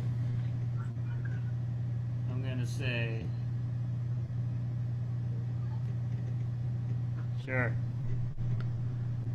Yes. Uh-huh. Doug? Going with the crowd, Doug? No, Oh, you're just saying to be no. different. All right. Okay. Oh, turns out it's yes. Woohoo! When Lori saw someone watching her from the backyard, it was Michael. Whom did Annie suggest that it was? Mr. Brackett, Ben Tramer, Mr. Riddle, Devin Graham. And this would be me, huh? Yep. Well, the only thing I know for a fact in this is that Ben Tramer was killed in like Halloween 3 or 4 because he was dressed up as Michael Myers and they shot him. So, but I'm gonna say Ben Tramer because he's my namesake. That's what, Also yeah, that's my Mr. Riddle. reaction to that. So Doug says Mr. Riddle. Yeah. What does Frank say? Doug said Mr. Riddle. Frank says Mr. Riddle. Imagine that. What does Ian say? I guess I'll go with Mr. Riddle as well, since it's the hip thing to do. All the cool kids are doing it. It was Mr. Riddle. That was a spooky moment in the film. So did we all get that one then? No, I voted for Tramer. Oh, well, sucks for you, huh? It's Yeah, time well. to get Franklin. Okay, let me give this and then we'll do 5 more after this, I guess. All right. Or time to go with no. All of them are average though. Well, do you want to do one on actual Halloween and not the movie? Yeah, sure. What's this one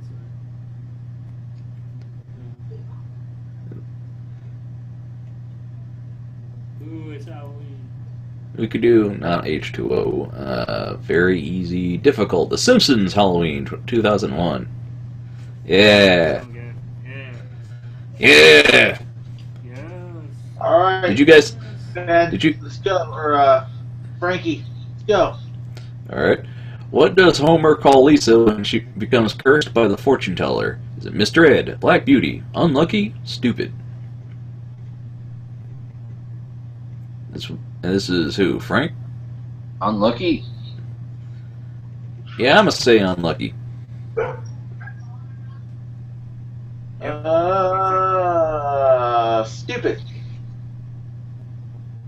Just Actually, so I'm we can going make with- sure we can end this in one question, one way or another. Actually, Possibly. I'm going with Doug because I feel like Homer wouldn't say something like that. He would say something crazier. So I'm gonna say stupid. Here we go. Ah.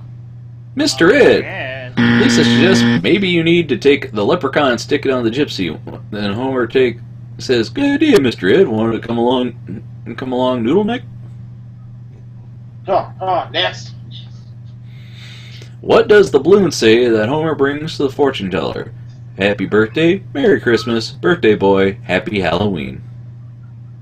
Ian?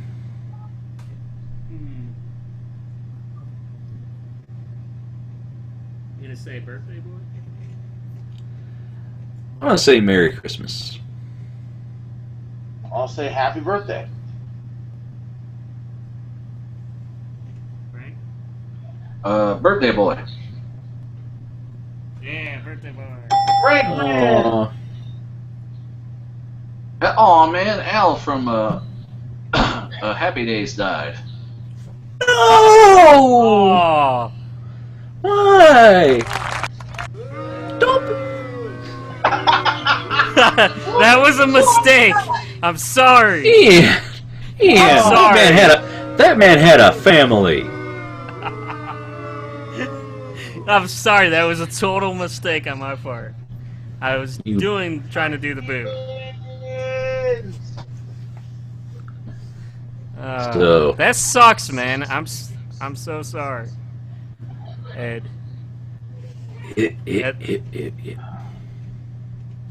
Not so good, Al. How did he die, man? God damn it. He fell off his motorcycle jumping a Grand The Canyon. chute didn't open. He gave birth to twins. He was the first man to give birth at an elderly age. First man. Yeah, that's what makes it even funnier.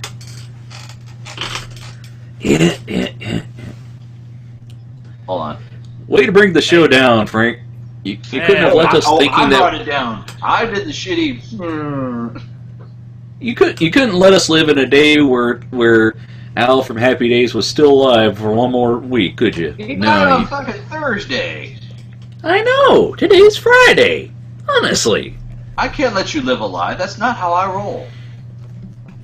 Frank rolls and lies. Lies.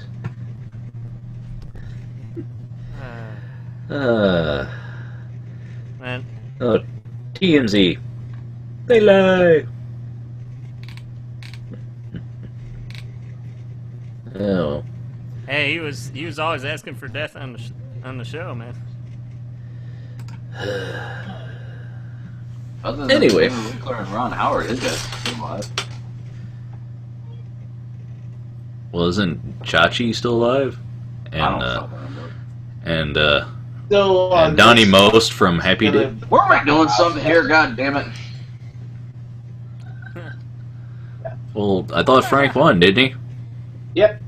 Well, no, we're only at Frank wins, but it's ruined. No, we're up 3. Whoever wins this, it will be dedicated to Al from Happy Days. Yeah. What part of Mr. Burns' body turns out to be enchanted? His shin, his eyes, his arms, his brain. I forget who's going next. I think it's me. I'm gonna say his eyes.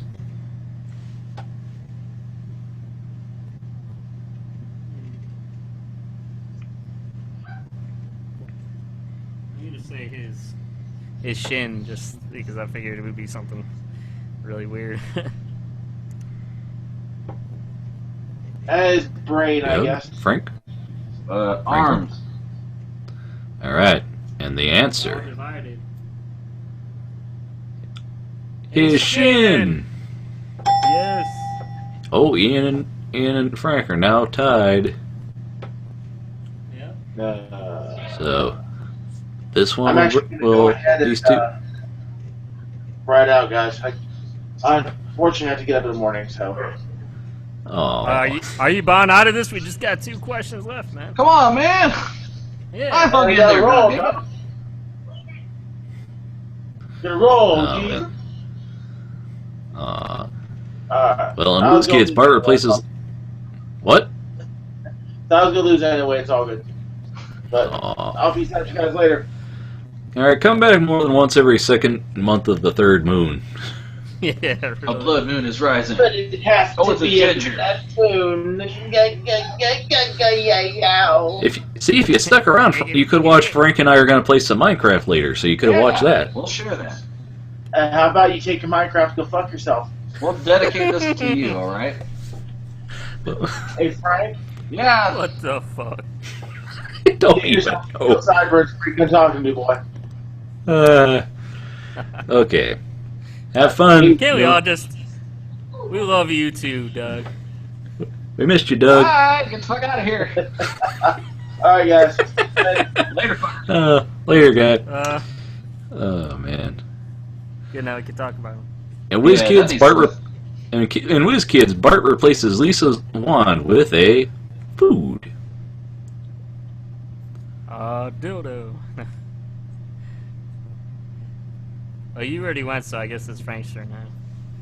Franklin? Breadstick? I'm gonna say... carrot?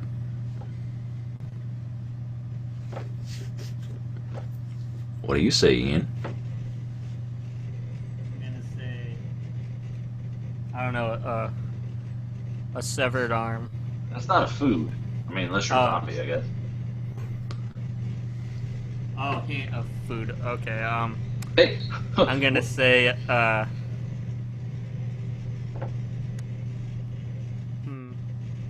is hard. Hey, Ian. What has 4 legs, 1 arm, and a smile? What, Franklin? A happy pit bull. Oh, dude. Oh, man.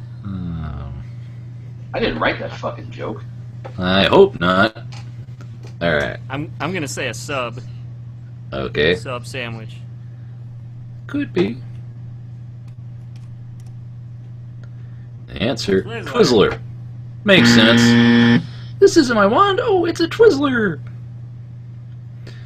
Alright, last question. When the house begins to put its plot to kill Homer into action, what does it say? It's time. Showtime. Here goes nothing. Here we go. Ian? Let's say here goes nothing.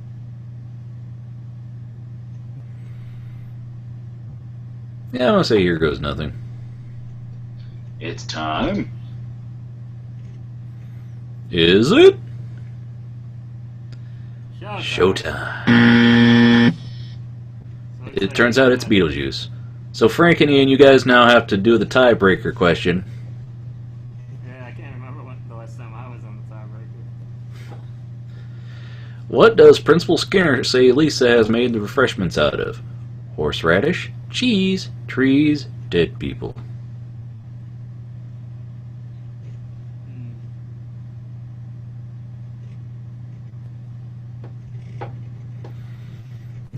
Franklin? Oh, my turn? Well, Ian went last time. Oh, dead people. That's what I was gonna say, because it's a Halloween thing, so. Yeah, but we're not going to have a tiebreaker if you both say it's dead people, which it was. The dust that Principal Skinner sprinkles over the audience in Whiz Kids is called blank dust, amnesia dust, pixie dust, glitter dust, magic dust. I'm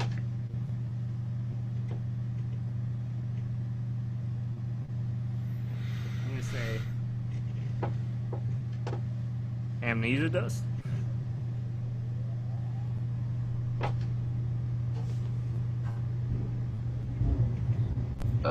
Magic? And the answer, It was amnesia dust. amnesia! I was gonna say amnesia, but I figured, fuck it, we'll be playing this for 3 more hours. Oh, yeah, you were totally gonna say that. For reals. He just For gave you real. that one, so congratulations and our sincerest condolences to Al from Happy Days' family. Yes, I'm dedicating this to you. Also to Doug, who could not be here to lose. What was his real name? Ed? Wasn't it Ed O'Neill? What? What? Or Ed Harris or something? What? What? What's his real name? Al? It's not his real name. From God damn it! It was I on the put a show. link in the thing in.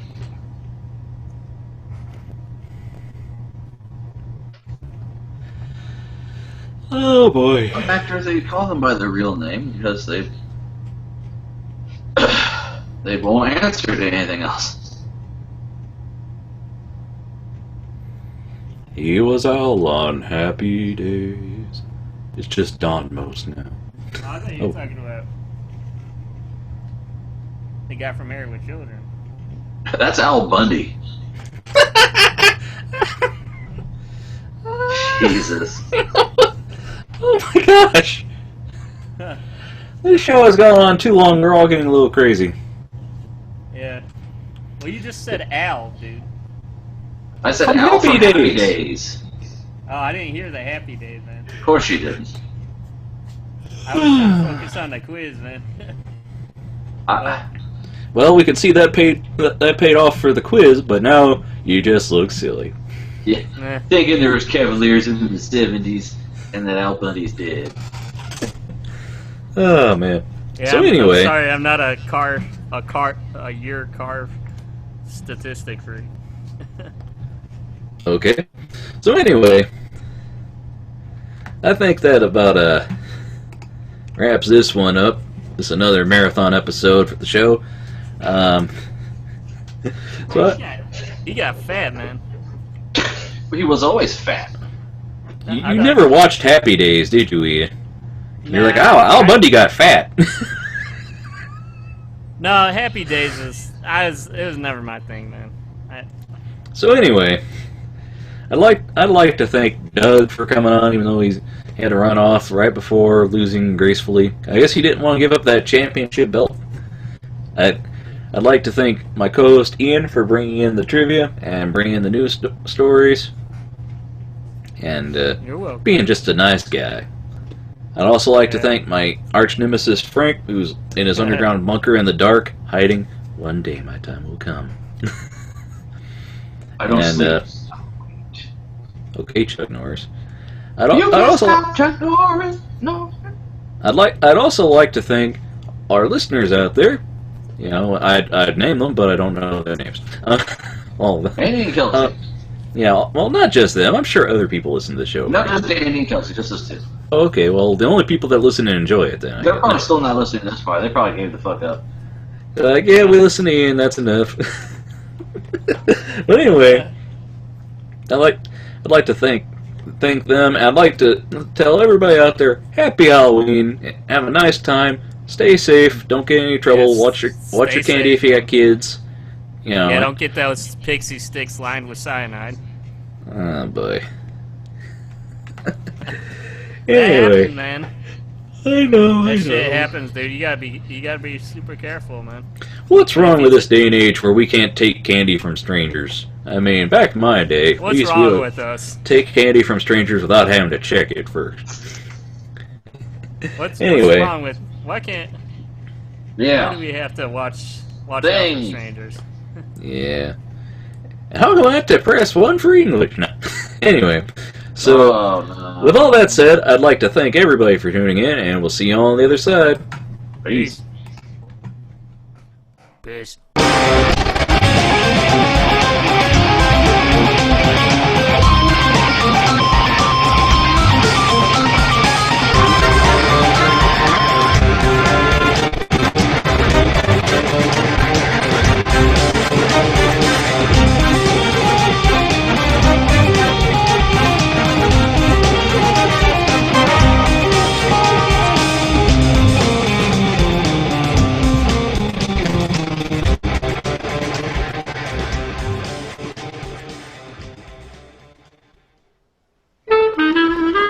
To find out more, visit NoRightsProductions.com. Follow me on Twitter at twitter.com/NoRights. And hey, why don't you check out my Tumblr at NoRights.tumblr.com.